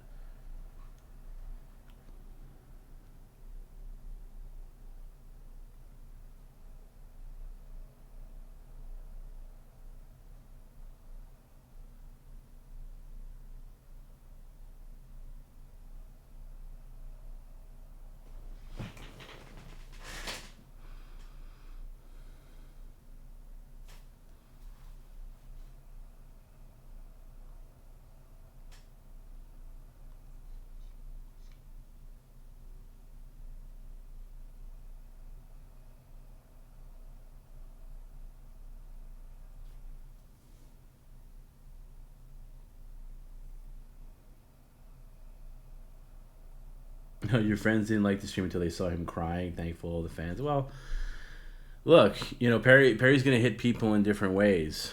Some people like him for different things. I think that most of the fan base of this stream, I can only speak for Perry Caravello Live specifically because it's a separate brand than anything else. I think you gotta at least have some kind of affection for him. for it to really work. And if you genuinely have and again, even if you say you don't like him, it's a different. There's a difference between not liking him and wishing him ill. You know. Good night, Cha-Chan. Thank you for your wishes about my dad. It's been a tough weekend with that, but thank you. That's one of those things too. And I'll leave with this because I got to wrap up. Is as I said like 2 hours ago, but on the nights where I need Perry to kind of be agreeable and be great, like I had a really rough day today. Yeah, I won't get into like too many details, but it was just tough. I didn't sleep well last night. And it was a long day, and I said to Perry before the stream, I was like, hey, listen, I really need you to work with me tonight. Like, please don't try to fly. I mean, look, I'm not going to tell him to like neuter himself, but don't get too crazy. If you hear something I don't like, if I say something you don't like don't, remember, it's not coming from me, whatever. I said, just please work with me tonight. And it's always the times where he was okay overall, I will say, but there was points where it was just like, fuck. Can you work with me a little bit? Like and there's been other nights prior to this, like even I don't know, like 3 weeks ago, whenever it was, a month ago, when I was really sick. I was sick on like a Friday night, and he was just a misery, and I was so annoyed at him that I said, Perry, I told you straight up that I wasn't feeling well. I really needed you to, work with me a little bit, and that's but it's anyway. Every time I need that, I don't get it. So, yeah, Joe, I think with the celebrities liking Perry, it's like they're afraid to say they like him because they'd be like bad for like, oh, this person said they like this guy, who has, then they'll go into that. Like, this is the kind of comedy they like. That shows a lot about a person.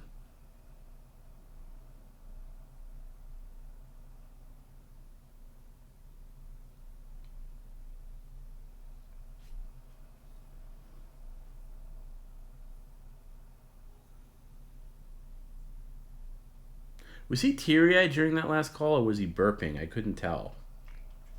Because what I like about Subscriber Sunday is when he gets on the phone with people, I kind of mentally check out a little bit. Like I'll walk away. I'll still have half an ear on it, but I'll use the restroom. I'll throw some water on my face. I'll get a drink. I'll get water or something like that. Maybe I'll find something in the fridge to eat for a second. I'll just detox for a minute. So that's why I kind of it's Subscriber Sunday is the only thing that allows me that little break, because I really try not to interrupt the calls unless they're going in a bad direction, or like they're just going on and on.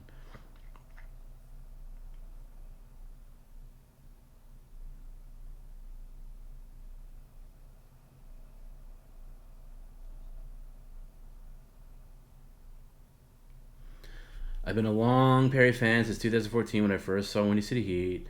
I love that you find the best in Perry. I wish I could, but I don't. What? That's fine. I mean, that's fine. You love the project. Well, Perry Caravello Live is not quote unquote the project. It's a different brand of Perry, and that's what I think people like about it. And thank you for loving me.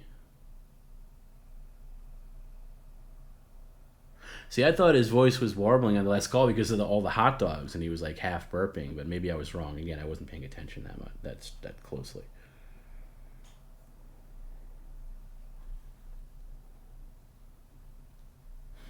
He's such. I actually get annoyed when he starts crying. I'm like, oh, okay, here we go.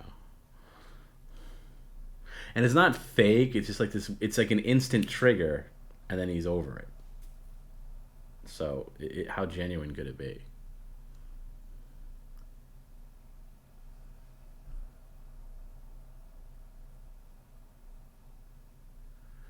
Tom sounds like a corporate PR guy when he tries to separate the brands. Good luck with that. Well, I have been having a lot of luck with that, actually. So, thank you.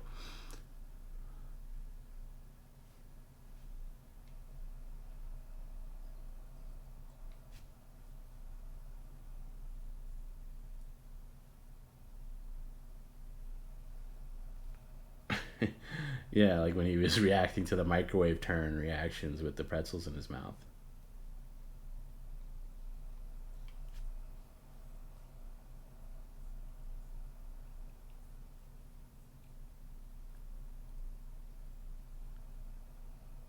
That's a really bad analogy about Michelangelo and the Teenage Mutant. It's not the same at all. This is just Perry in his apartment, in his raw element. So there's not a lot of other things. It is contained to that. You think Perry means well 95% of the time? That's given him a lot of credit. You glad he's in communication with his daughter, Mumbles? Yeah, it's cool. I mean, it's nice. It's just I hope he doesn't fuck it up and scare her away. But from what I've heard, just a couple of emails here and there. They're not like talking on the phone or anything like that. But it's nice to be in communication with your own child. Your friend was estranged from his son for years, and he got to talk to us. Yeah, I don't see. I've never had that in my family. I know other families have had that, but I can't imagine. Like my own dad doesn't talk. He has a brother he doesn't talk to. I mean, I get the guy is an asshole, but I just can't imagine like not talking to my sisters or not talking to my parents. I mean, I'm fortunate, I guess, in that I'm close to my family, and and my family aren't terrible people. It always weird. As I know, a lot of people they don't get along with their siblings, or they don't. Yeah, it's so. I guess it's nice to reconnect with that. Obviously, there's a lot of things there that we don't even know about, but it is nice that he is touch base with. I don't like when he brings her up at all on the stream, and I've blocked people that are we've blocked people, I should say, that try to mention her. Did my sister ever scam me out of $234,000? No. Can you imagine? But then again, my parents are still alive, so check back in another 10 years or so. Knock on wood. It's weird. My sister, her husband, his father just passed away, unfortunately. But they were estranged. Everybody was estranged from his father. His father was very strange, and now he was always very close to like his brother, and I would see him at like family events and stuff like that. And now apparently, since the father died, and he made my sister's brother, my brother-in-law, executor of the will, they don't talk at all. It's like it's created this huge issue. So I guess the death of a parent can really test the strength of the siblings. When it comes to the will and stuff like that. And obviously we know how that went for Perry. Did a daughter tip get through tonight? I must have been sleeping at the wheel. I didn't notice that. When was that roughly? Yes, my sister did talk to Perry briefly around the time like when I was quote unquote kidnapped. But not to any real extent. Wow, when your grandmother passed away, your dad and his sister stopped talking. Fuck yeah, it happens all the time. What do I think the real reason Perry's mom moved him to Palm Springs? I don't know. I mean, he says different reasons. It could have been. Probably money, right? Maybe it was cheaper there or something. All right, I'm gonna. Oh fuck, where was I? I don't know why I didn't catch that. Well, I'll tell you what. If anybody watches the replay on the credenza, let me know the exact time code, because I definitely don't want that in the YouTube version. What was it? Fuck. All right. I mean, I'll look for that. I write down, I take notes during the stream, and lately my notes have been pretty small, because in terms of like editing, or not editing, but like polishing it up for like a YouTube version. And I've done a lot. I have a lot in the can that I just haven't released yet. But like I'll write down when the ring comes on, like what the time code for that, and if I wrote down when I lashed out at him just to snap to, and I guess I wasn't quick on the trigger because normally I'll mute that, but I didn't. And I don't care that much. I only care if like new people see that, so I'll probably cut that of the YouTube, and then Sometimes I'm not on mic when I want to be, but I always record myself anyway on a separate track. So I'll usually like line it up. I'll write down like, oh, accidental mute or something like that, and then what I'll do is I'll line up the track and I'll take it from my recording and put it in. So it makes sense. Because there was one time where I don't know, recently, maybe a couple weeks ago, where I was just completely muted, but I was talking to him on the stream, and he was talking back, but then nobody else could hear me. So in an instance like that, I'll go to my own audio recording, and I'll just put it in, and I'll just find that exact spot where I wasn't, where I was muted. I guess the only confusing thing is I'll come on and say, oh, I'm sorry, I was muted, I didn't realize I was muted, and then people watching on YouTube will be like, oh, well, no, you weren't muted. But anyway, it's just like the minutia shit, and then I'll balance out the sound and stuff like that.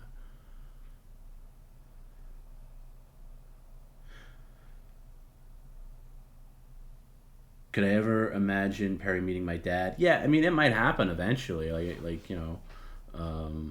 maybe, but my dad would be pretty cool with him. I mean, I'd keep that conversation short.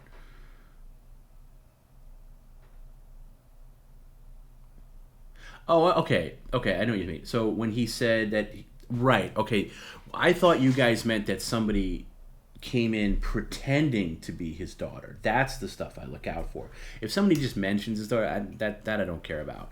And okay, so when he said, right, so somebody said that he doesn't speak to his daughter. I remember that, and then he came back and said, "No, I email her." And I remember thinking at the time, like, "Ooh, I don't know if I want that out there," but I was like, maybe it's not a bad thing to be out there. So no, okay, that I don't mind. I don't mind that. It's the ones that there's been a couple, not lately, but there's been a couple in the past where it was like somebody pretending to be his daughter, like, "Hey dad, why haven't hey dad, you're this or that." Though that's fucked up, and that I will absolutely cut out.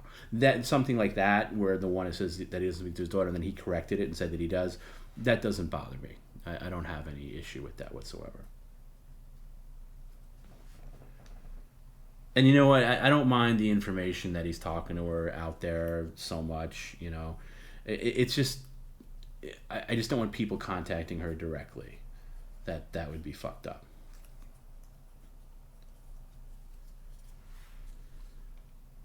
Yeah, even Curtis, who hates Perry, says when someone talks about his daughter, it makes you cringe. Yeah, same with the mom, and we talked about the mom and the mechanic thing. I don't get the appeal of that at all. I don't see any funny in it. I don't get it. I don't see how, even with, it's just not funny on any level. So that's why that's like, it's weird. It's weird. Our censored list is stranger than any other stream censored list for sure, because who else would have mechanic as a blocked word? But here we are. Perry Caravello Live has mechanic blocked.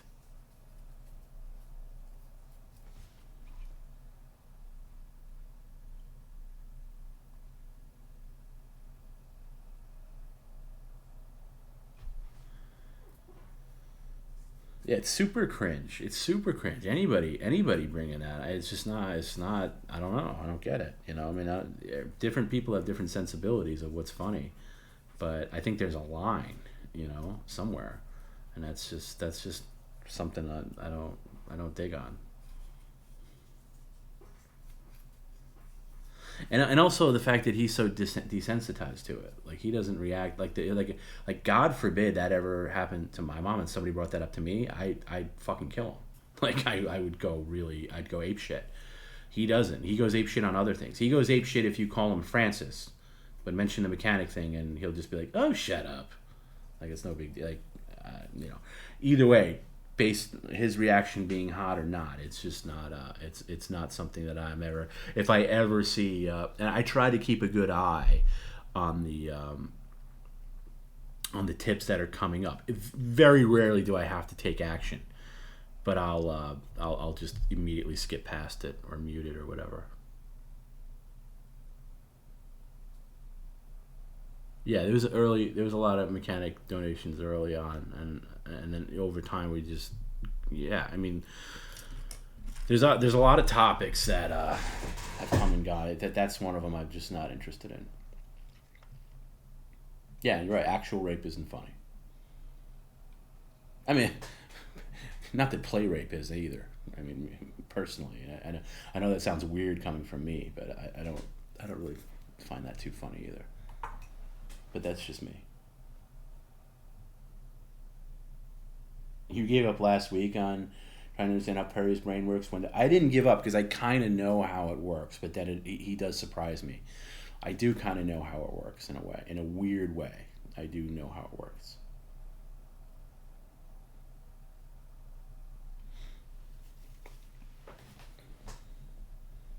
Right, it's disgusting to bring it up, but the contrast of how upset he gets over the pool party compared to that is interesting. But you've already had that, like you know the baseline to his reaction. So why would you keep bringing it up?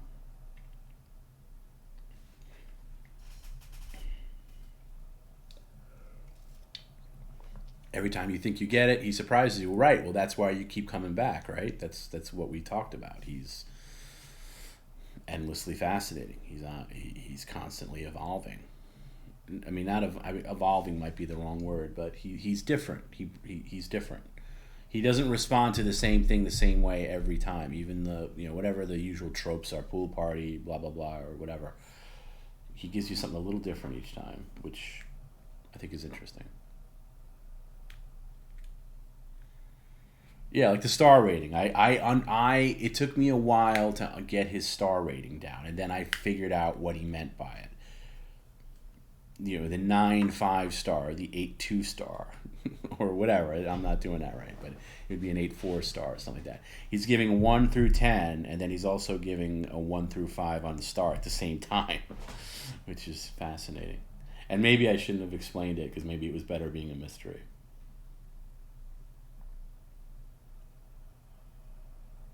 Will I be going through Perry's browser history? Probably not. Probably not.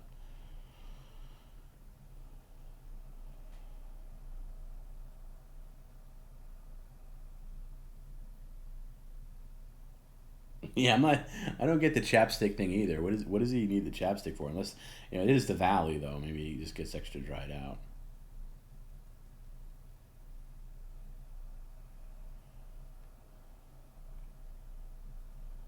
Is it still going? Well, we're about to wrap up, so I should say goodnight because I do got to get my shit together tomorrow. Because I only have tomorrow, and then I fly out on Tuesday. Wow, shoot me. So the next time you'll see me is probably at Perry's, or hear me and see me, I guess. I'm gonna dress down. I'm not gonna. Don't expect me to be dressed up for Perry's place either. I'm gonna wear like my worst shirt and clothes I can throw away. Maybe I don't know. I'll see. I'll see how it goes. God, I'm not looking forward to it, but it'll be interesting. And I hope you guys can make it. I know it's an earlier start time. It'll be at 2 p.m. I think, maybe a little later. I'm planning on 2 p.m., but we'll see. Hoping everybody can make it.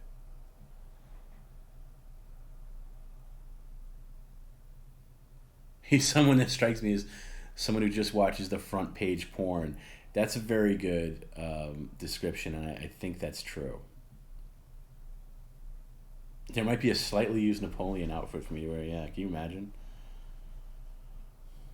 Oh, your first day back in the office in 14 months is on Wednesday? That sucks.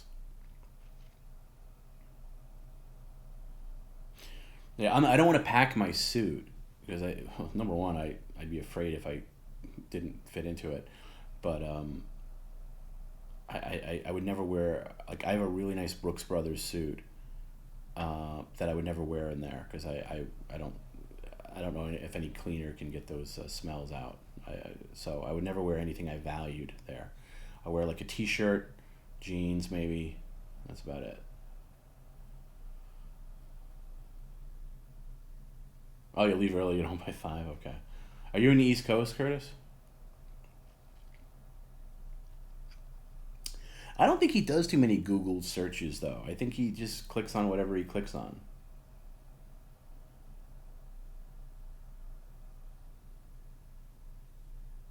Like, I don't think he's researching anything. Okay, Atlanta, that's cool.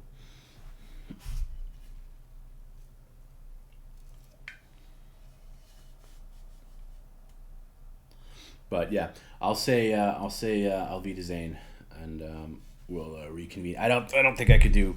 I don't think I'm going to be able to get away with an after hours stream from there, because how could I possibly do it with him there? You know, I joked around that he can join me. Maybe we'll talk for a little bit, but I don't think that's going to be a thing. Oh, you'll be in Palm Springs? Well, have fun. I have a friend that loves Palm Springs and wants me to go. I went to Palm Springs a few years ago. No, more than a few years ago. But it's great. If you can get a good, like, one of those resort hotels with the big pools and just chill out and drink, it's great. I love you too, Cha-Cha. Thanks for coming out.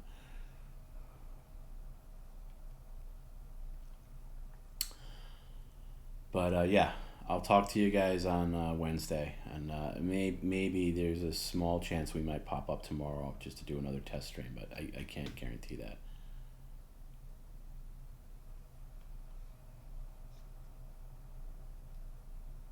He did say he'd do the after hours, but I don't think he knew what he was getting himself into. But maybe we'll do a little chat. Well, we'll see. Like just a one, just like we won't run comments or anything. Just like I don't know, like talk about movies or something like that. I do like that, and that's a tactic I use where if I sense he's either running out of steam or he's too hot, I'll inject like just casual conversation about something innocuous to kind of get him back.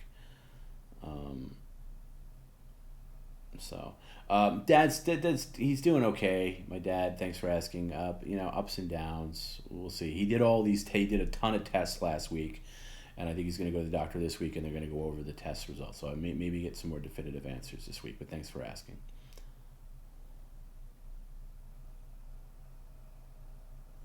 Best day to do TomB Perry offers, Wednesday or Friday? That's a good question. Maybe Wednesday. Friday's the only one I'm worried about because we have a shoot the next morning, and I don't want to make that a long one. So that's one reason why I'm starting it early. But yeah, we'll do mailbag Friday. I'll help them open packages, and then Sunday. I don't know what Sunday will be, but yeah, probably maybe Wednesday because that'll be the first one. But then again, maybe he won't invite me back after Wednesday. Who knows? I'm sorry for scaring you, Cha-Cha. I sometimes just get really... I have to get really loud. And I didn't mean it for you guys to hear because I don't want to blow your speakers out or whatever. But I sometimes just need him to snap too. And I'll just go like a rapid fire thing. Boom, boom, boom, boom, boom, boom. I haven't done it in a while. Which is probably why I wasn't used to it. But he was just so... Like there's different tactics to use with him in the moment. If I have longer time... I'll do the conversational stuff, but I'm like, come on, you motherfucker. Da, da, da, da, da. But what's the minimum to get offers involving you? I don't know. I don't know what offers involving me are going to look like. Like I said, the parameters would be I can't do anything. I don't want to do anything that he doesn't like. I can't get like, oh, Tom, like $300 to bash Perry's microwave. I can't do that. I can't like destroy his property without him. That's just mean. So they'll have to be nuanced in some way.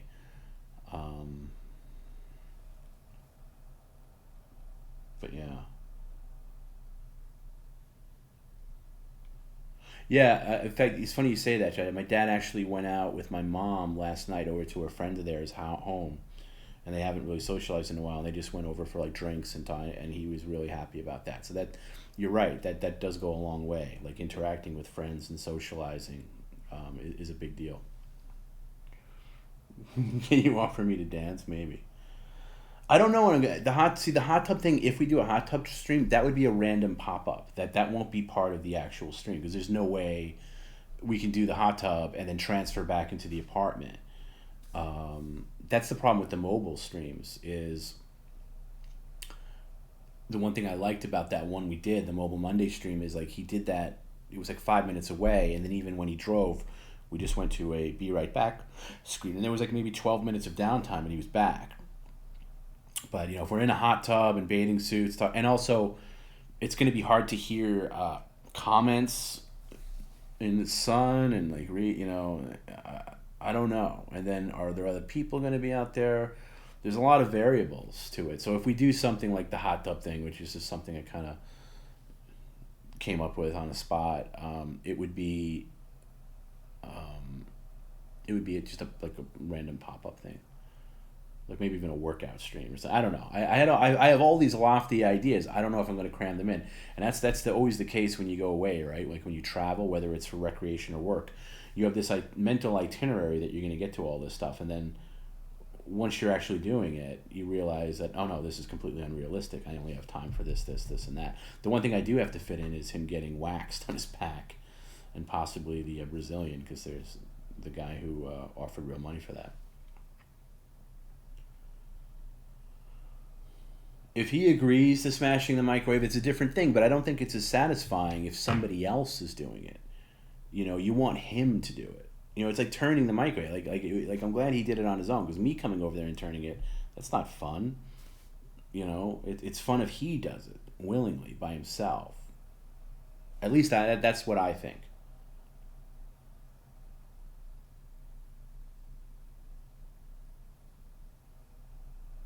Mario Sunshine is hard as fuck. I don't remember it being hard. I just remember it being just not engaging enough. No, Perry hung up and then signed off, which is fine. That's kind of what I wanted. I wanted him to get a hot exit, so that's what he did.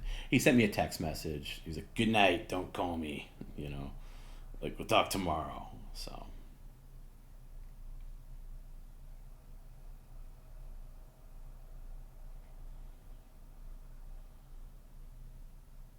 Tie the microwave to his Toyota and give it a spin, yeah.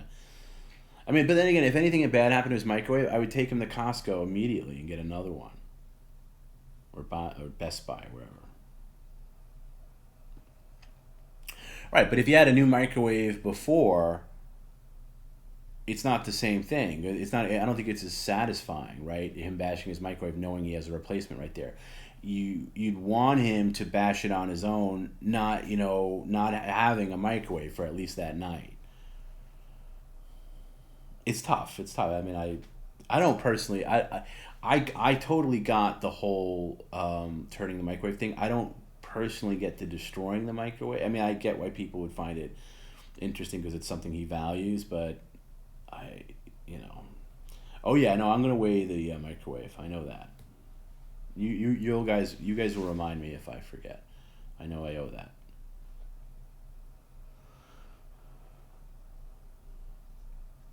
How much to microwave another dinner roll? Well, there's one way to find out.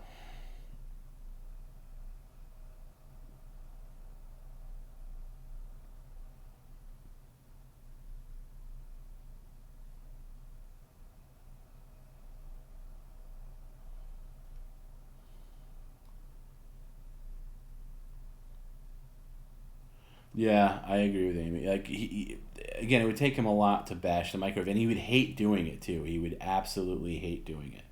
He would hate oh my god, like the Whitney shirt when he shredded that last week. Like you could tell he hated doing it, but it was good.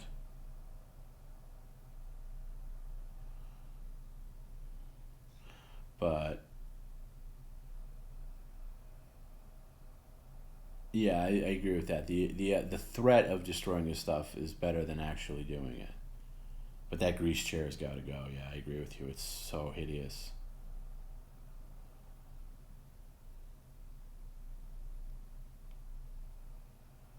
When am I heading to his place? Wednesday. I'll be there Wednesday.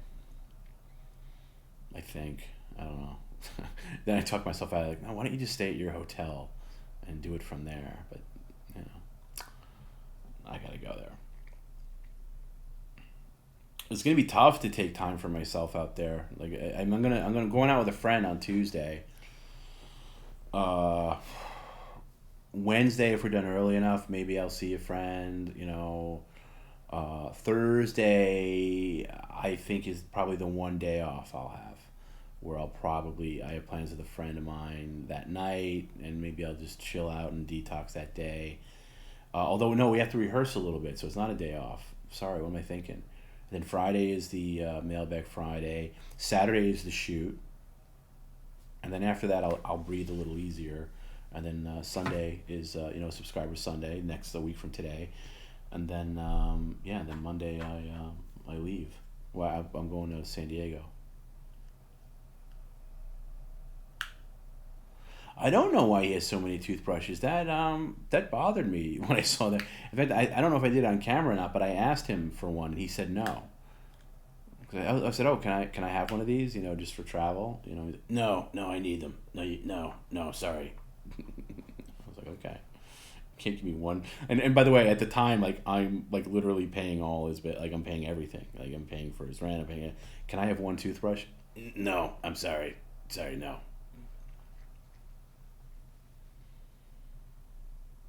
Yeah, I'm gonna hitch a ride to Fresno with him, and I hope he buys. I hope he gets me some of Dan's lunch. That's what I love. I love the little like details about where, like, not only what Dan wants for lunch, but where it's from. Very specific, like riblets from TGI Fridays, or like the very specific menu items. Like he's totally thought it out because it seems like so real.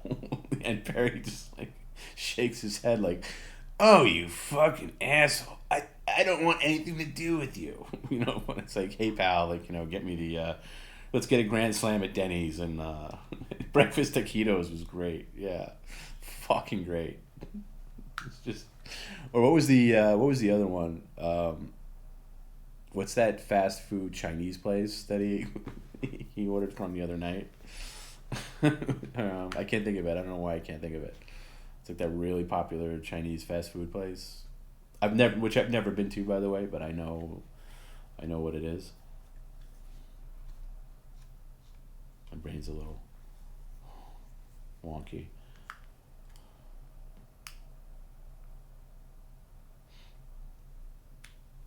City Walk or something.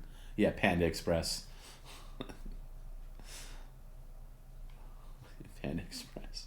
Honey walnut shrimp from Panda Express. I love the specifics of it. It's so great.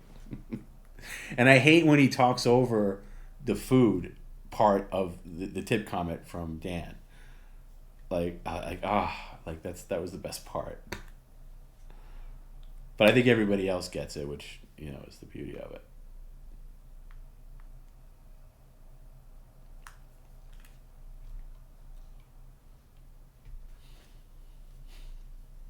Like, yeah, just the idea of like all these like little like promotional, like a Crunchwrap Supreme from Taco Bell or something, whatever it is.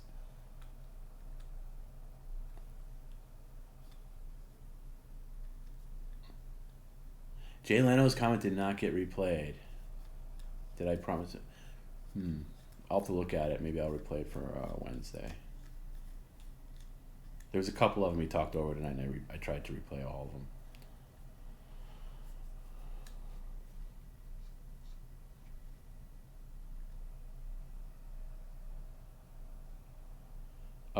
Yeah, Chazzy did. He had some advice on how to mend a broken heart. You'll have to. I don't know the time code, but you'll have to watch the replay. He did. He did have some. I forget exactly what it was. Yeah, oh, that's it. So he talked over Jay's last line, which I didn't think was necessary to replay. But I thought the reaction was pretty good. That's the thing, he's always, I could tell him a million times not to talk over the tips, but he's always going to.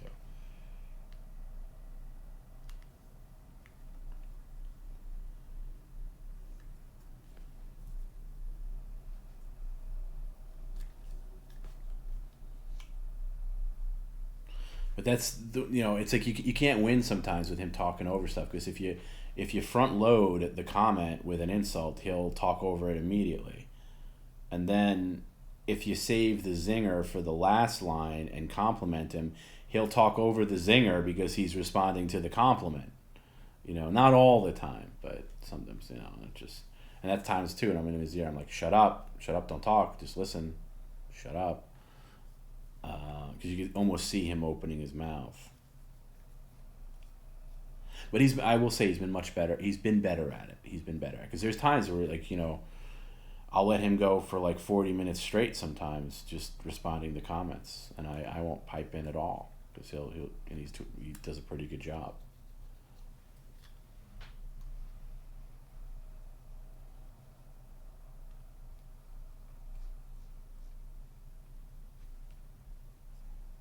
Do you have time to make coffee before I get off? No, because I'm going to get off right now. 8 hours and 20 minutes is pretty good. I love the launching shop vac. I think he's a little more agreeable to it now.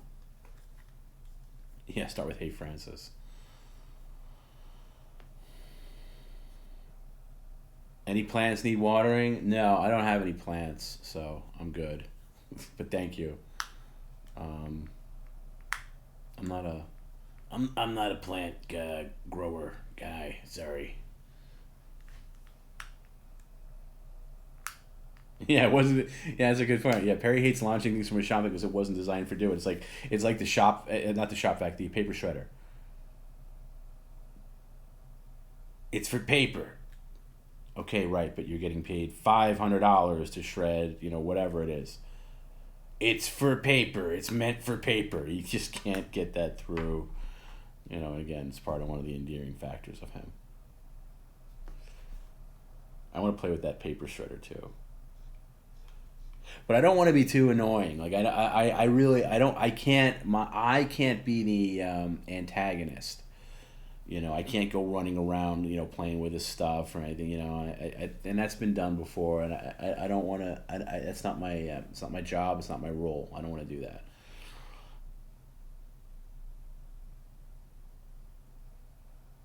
I didn't buy him a new calendar, but somebody else did, and I Hero did, and I hear it's going to be in the mail this week. Nice. You didn't miss any Adult Swim saga. There's no Adult Swim saga thing, but thank you. I hope it goes well too. I think it will.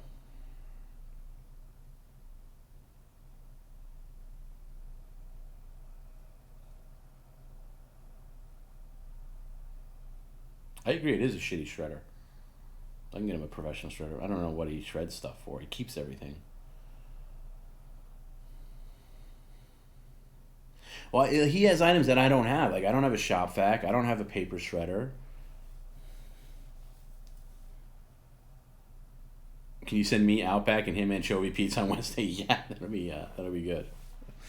that'll be, and then somebody can pay me the shop vac. Yeah. Yeah, I'll have to make sure he goes into Wednesday hungry. Like, I hear there's good food coming. So, don't eat. All right. And then, oh, yeah, sure, you get a fucking steak and I get fucking anchovy fucking cracker. But yeah, no, don't waste your money on a steak, though. I don't want to have anybody waste money on me. But if you do, I like it rare. But don't, seriously.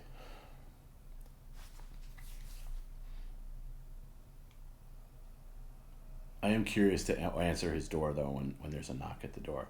There's so many things I'm curious about. I'm curious about what's it like inside the apartment when there is a knock at the door, because it's hard for me to hear the knocks. Like, oh, that's somebody, and then like looking at the Ring camera, but then it's like right there. It's like outside. I can open the door and there they are. It's going to be very strange. Talk about how shitty Outback is that you don't want it. Then you have to have a shop vac. Yeah. I've never had a steak at Outback, so I assume it's shit, but I've never... yeah, that does get Perry burnt twice. That's funny. Like, somebody sent me an Outback steak. Shit, like, I don't eat this. Are you kidding me? You're going to at least have to go to Ruth Chris.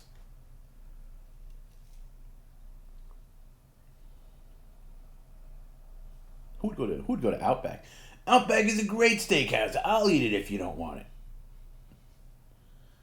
Oh, no, hold on, Perry. Got a new offer in.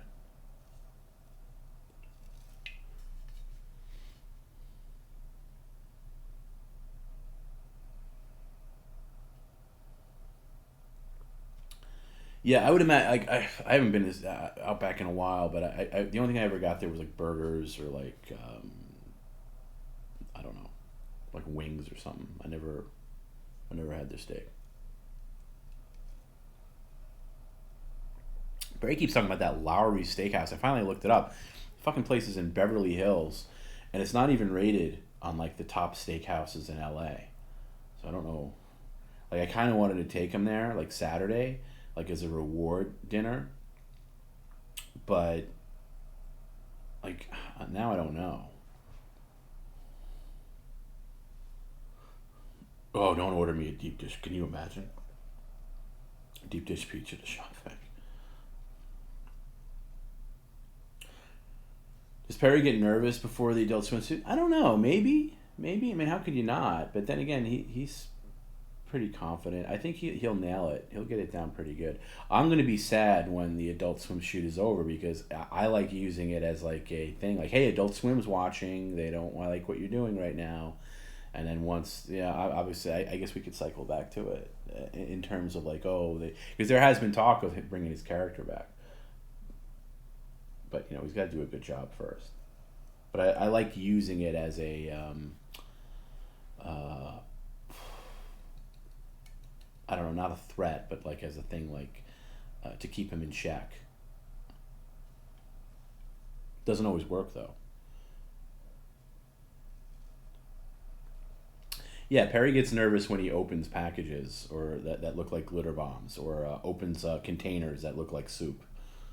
If you see, you could tell the real fear in his eyes when he was opening that thing tonight. The fish soup or whatever it is, whatever it was. That was the other weird thing too. I touched on it briefly, but he called me Saturday morning, and it had to be early for him because I was still in bed, and he was like, "How dare you? I am never eating that shit again that you had me eat last night." And I was thinking, like, what did he eat Friday night? And I was like, you didn't eat anything that bad. Like, the only thing I remember you really eating is a quarter pounder. He goes, the fucking blood. That fucking animal blood. I was sick and throwing up all fucking night from that blood. And I was thinking to myself, and I was half out of it myself. I was like, shit, I didn't fucking have, I would never, wait a second. You didn't, yes, I did. I was like, wait a second. Hold on here. Did you go on a stream that I don't know about? Because I don't remember. In fact, I remember, you poured it down the fucking thing. He's like, and it was silence. And I was like, did you dream that? Is this a dream you had? And then again, more silence. And it was like, yeah, I guess. Fuck. All right, I'll talk to you later. No, wait, don't hang up. What's going on? Like, what? I had a fucking dream that I was fucking sick to my stomach but drinking that fucking blood, okay? And there was a guy holding me down. Like, wait, so you, in reality, you thought that there was a guy holding you, like, that would ever happen on the stream? Like, a guy was holding you down? And, he was mad. Like, he woke up mad. And we've all had that. We wake up mad at somebody. Like, oh, that fucking guy did, a friend of mine did this, and oh no, it was a dream. But for him to like wake up, have the wherewithal to call me and yell at me for something that happened in a dream, like he dreamed that he drank the blood, and I would never have him do that.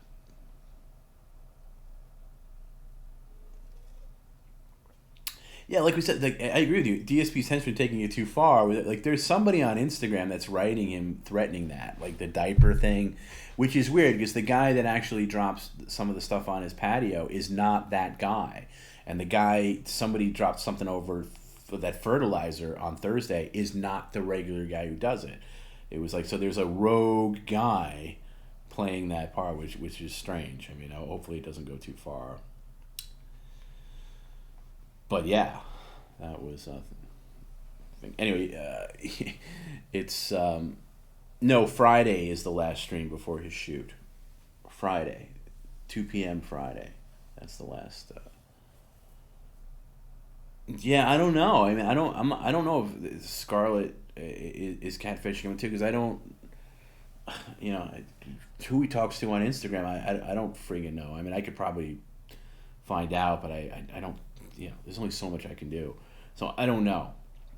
I find it annoying. I find it a little annoying, but when he goes on and on about it. But as long as, I don't mind it if it's harmless and encouraging.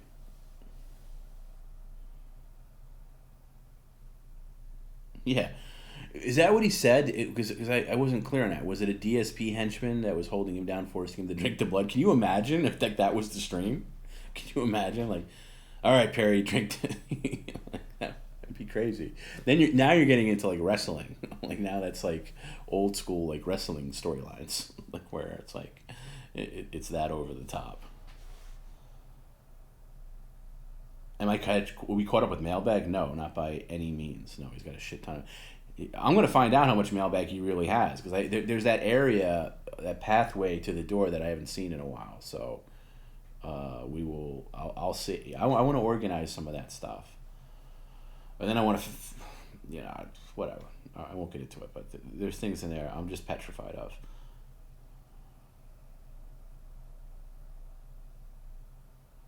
Yeah, I'm surprised you can order blood for delivery too, but I guess it was like pig's blood or something from like a Korean market, which I guess is common.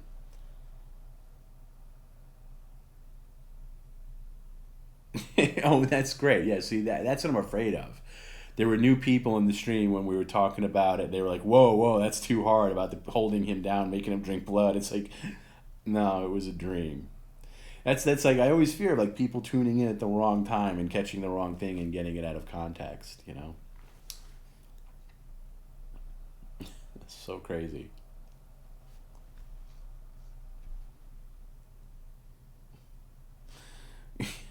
Just it's so Perry.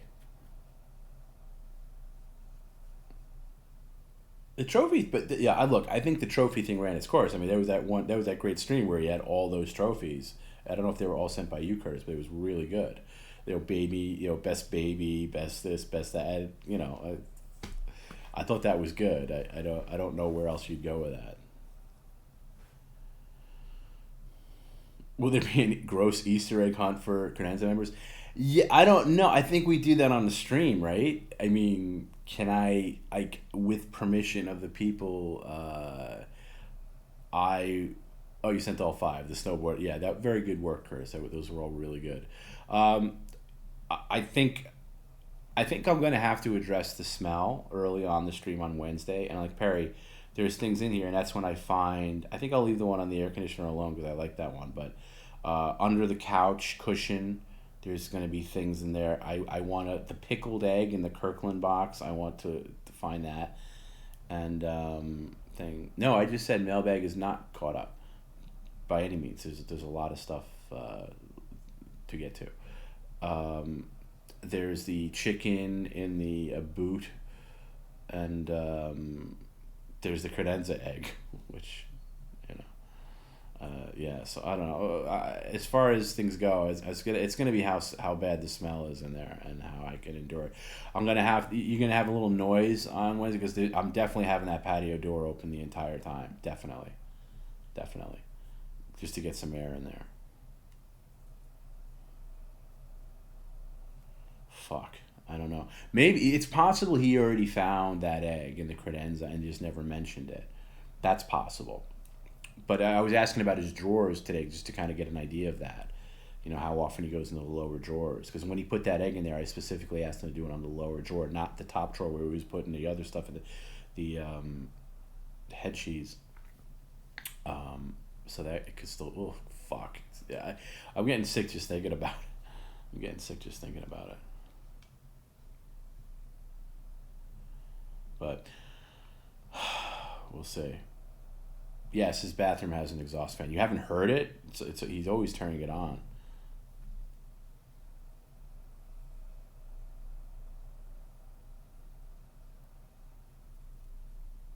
Yeah, his senses are dull, but mine are not. So you kind of you got to have like sympathy for somebody like Sheila, who comes into his apartment to do his hair. She's got to get like hazard pay or something. Jesus. Yeah, and you never know though, Amy, right? Because he didn't call me about the one he found on top of the air conditioner. That was just gone all of a sudden. But maybe it's still there. Maybe it's still there. If I had a bet, I would say it's still there. If I had a bet, like come up with a definitive thing, like is it still there or not? I would say it's still there, but I wouldn't be surprised if it wasn't. And I think that's it. I think the popcorn tin, and then you could start over. You could say put an egg here or there. I think you can get out, and he's always going to forget to get it after the stream, and then you find out new places to put it.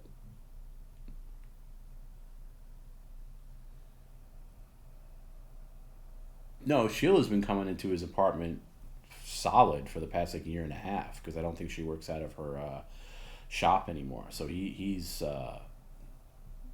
comes in all the time, and she won't. I've asked if he could ask her if we could film him getting his hair done, but she's adamant about not being seen on camera. So I have to respect that, which is unfortunate. Maybe if we tipped her a little extra, give Sheila a little bump, like, hey, here's a bonus, here's an extra $100 if you let us film it, because I would kind of like to see the process. Sheila's disbarred in terms of hairdressing. That wouldn't surprise me.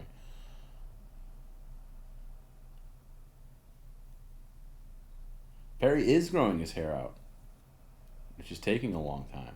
He has less of it, but he is growing his hair out. The Adult Swim people got him a wig. I'm all curious to see how that looks.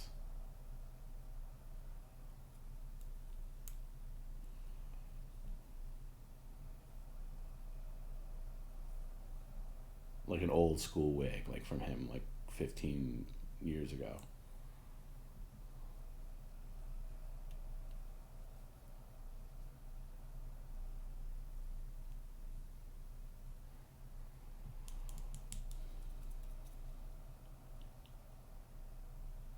Yeah, exactly. Perry talking about Dizak being disbarred, like that's the reason they stopped working. Like, give me a break. He was so hardcore with him when I first started talking to him. He was still actively working with him when he was disbarred. Just has no,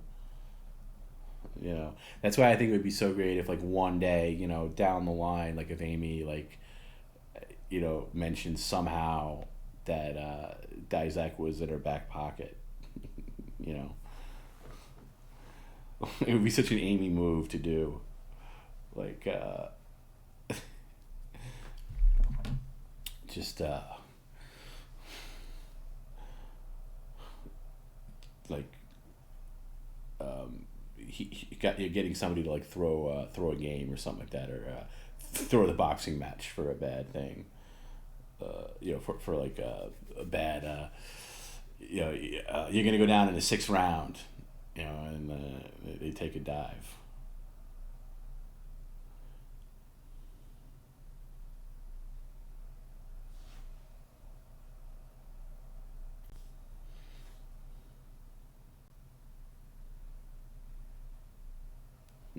It's like all it took was boneless wings from Applebee's. boneless wings at Applebee's and a $50 gift card to Chili's.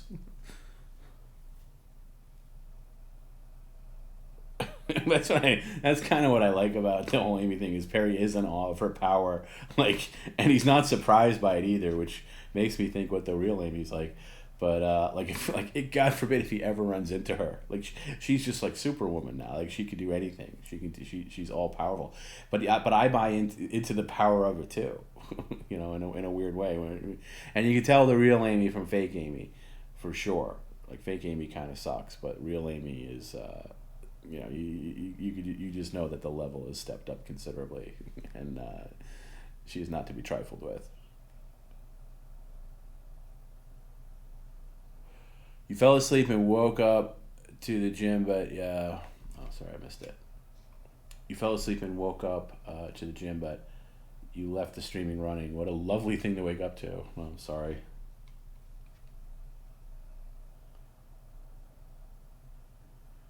Do I know why Perry's daughter won't talk to him? Well, we kind of covered that. She is talking to him.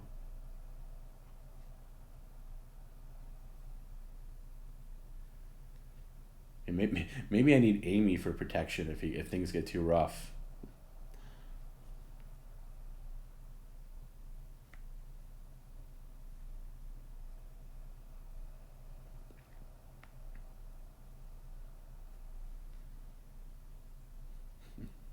Maybe she can offer me protection. Like I might have to take it. I hope things don't get too bad. Like when if he really gets, I'll play it cool. Like I don't want him to like really charge at me and like hit me, like legit. 'Cause that would be bad. So I'm gonna have to tread lightly with some things. I don't know. I don't know how fine I'll be. Like I don't know. Like, yeah, you've seen how he is. Let's say I'm there at his table. Like, I could picture him jumping up and down, like, "Get the fuck out of my house!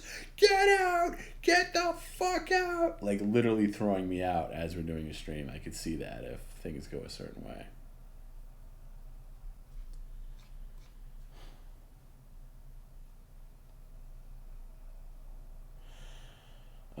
As someone whose kids and wife cannot know at least something about Perry, how do you explain the relationship to friends and family? Hard enough with you. You can't imagine. Well, I know I don't have to explain it. It's funny.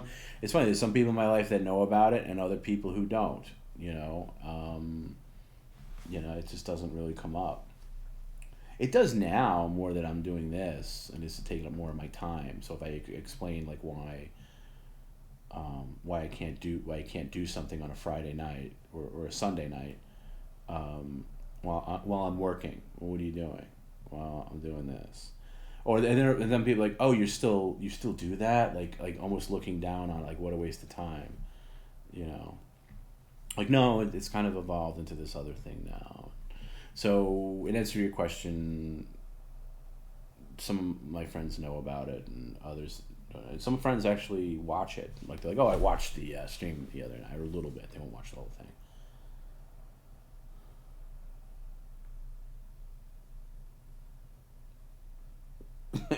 Yeah, it's great. You know how I won the lawsuit? I bought you. I bought your fake fucking lawyer 2 gift passes to Benihana, and he was working for me. Ha ha ha ha. Oh, you fucking bitch. And then Dan can come right in after that and be like, all right, guilty as charged, Perry, but, but look.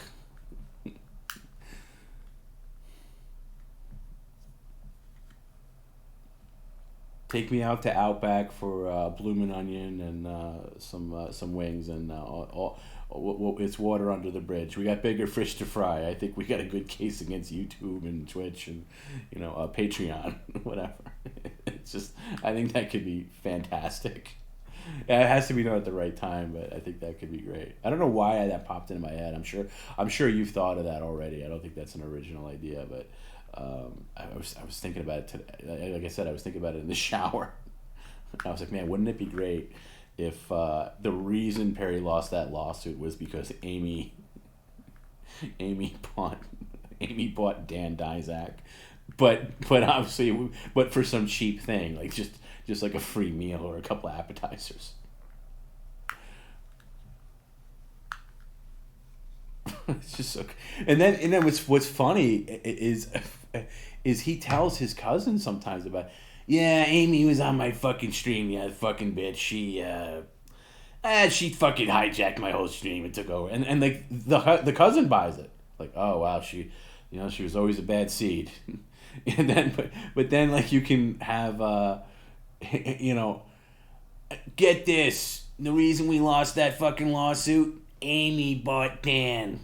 Bought him off, okay? Took him to Applebee's and got him a gift card to Benihana. And he fucked us. And they're like, yeah, well, Dan did like his free meals. Kind of makes sense.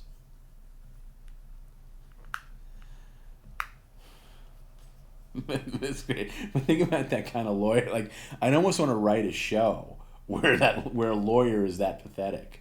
Where a lawyer can you imagine, like, if you ever have a lawyer, Like the lawyer is so far above you, you know, like a good, you know, in a way, like in the context of it, you know, the lawyer's going to show up to court in like a nice car. He's always going to be there earlier. You know, he's going to walk you through it, and maybe he'll buy you lunch, or she will buy, you know, or you know, talk through the case or whatever.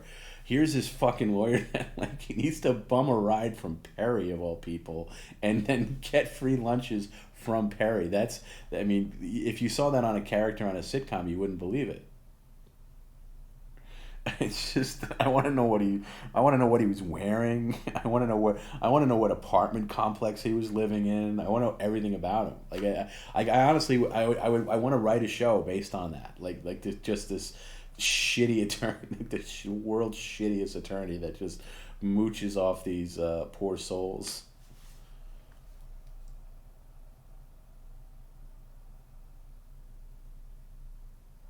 Oh, I'm gonna do. Yeah, I'm definitely gonna be looking at those photo albums for sure, Chaz. Don't worry about that. Yeah, let's collaborate on that show. Let's I want it to like a die. I think that's a funny show, like a Dizak like character, like a just a real. And who would you cast as Dizak? You know, because you can almost it's almost like Better Call Saul, but um, but if he had no redeeming qualities whatsoever, and was not successful, like Saul is too successful, even in the early seasons. Like right, messy hair, like just like sloppy shirts, like button down shirts that have pockets, and like a sports coat, like it's not quite a suit, but he's trying to turn it into a suit. He has blue dress pants and like a blue sports coat that it sort of looks like a suit, but it's not really. And then the sports jacket can't button because he's clearly too big for it, and it hasn't been professionally cleaned in a long time. And it's just, God, it's so many writes itself. Corduroy suit, yeah, with leather elbows.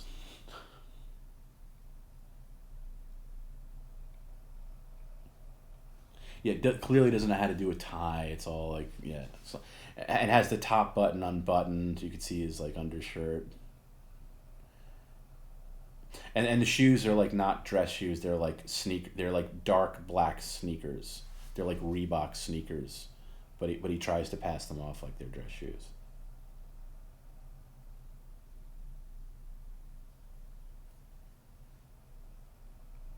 Has a really old phone. He has like an iPhone 3.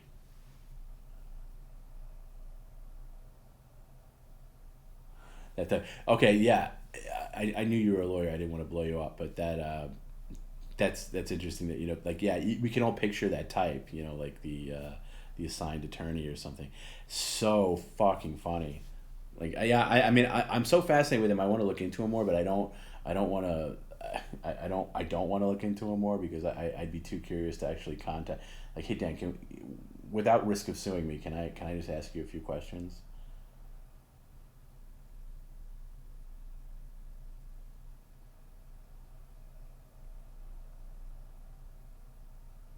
Are any characters run by the channel? What do you mean by that? I don't know what you mean by that. Oh, like we run? No, no, not at all. What do you? God, please, like I got time to do that? No.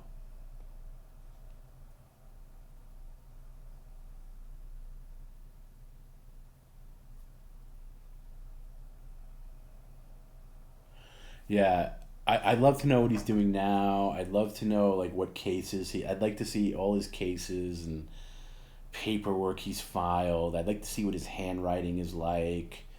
I'd like to interview judges that have dealt with him, or other attorneys that like argued cases against him. Like the whole thing. I'd want to do a whole like Dan Dizak Bible, you know, like a because he's almost too unbelievable to really to buy into. Like it's just like, how could this guy really exist?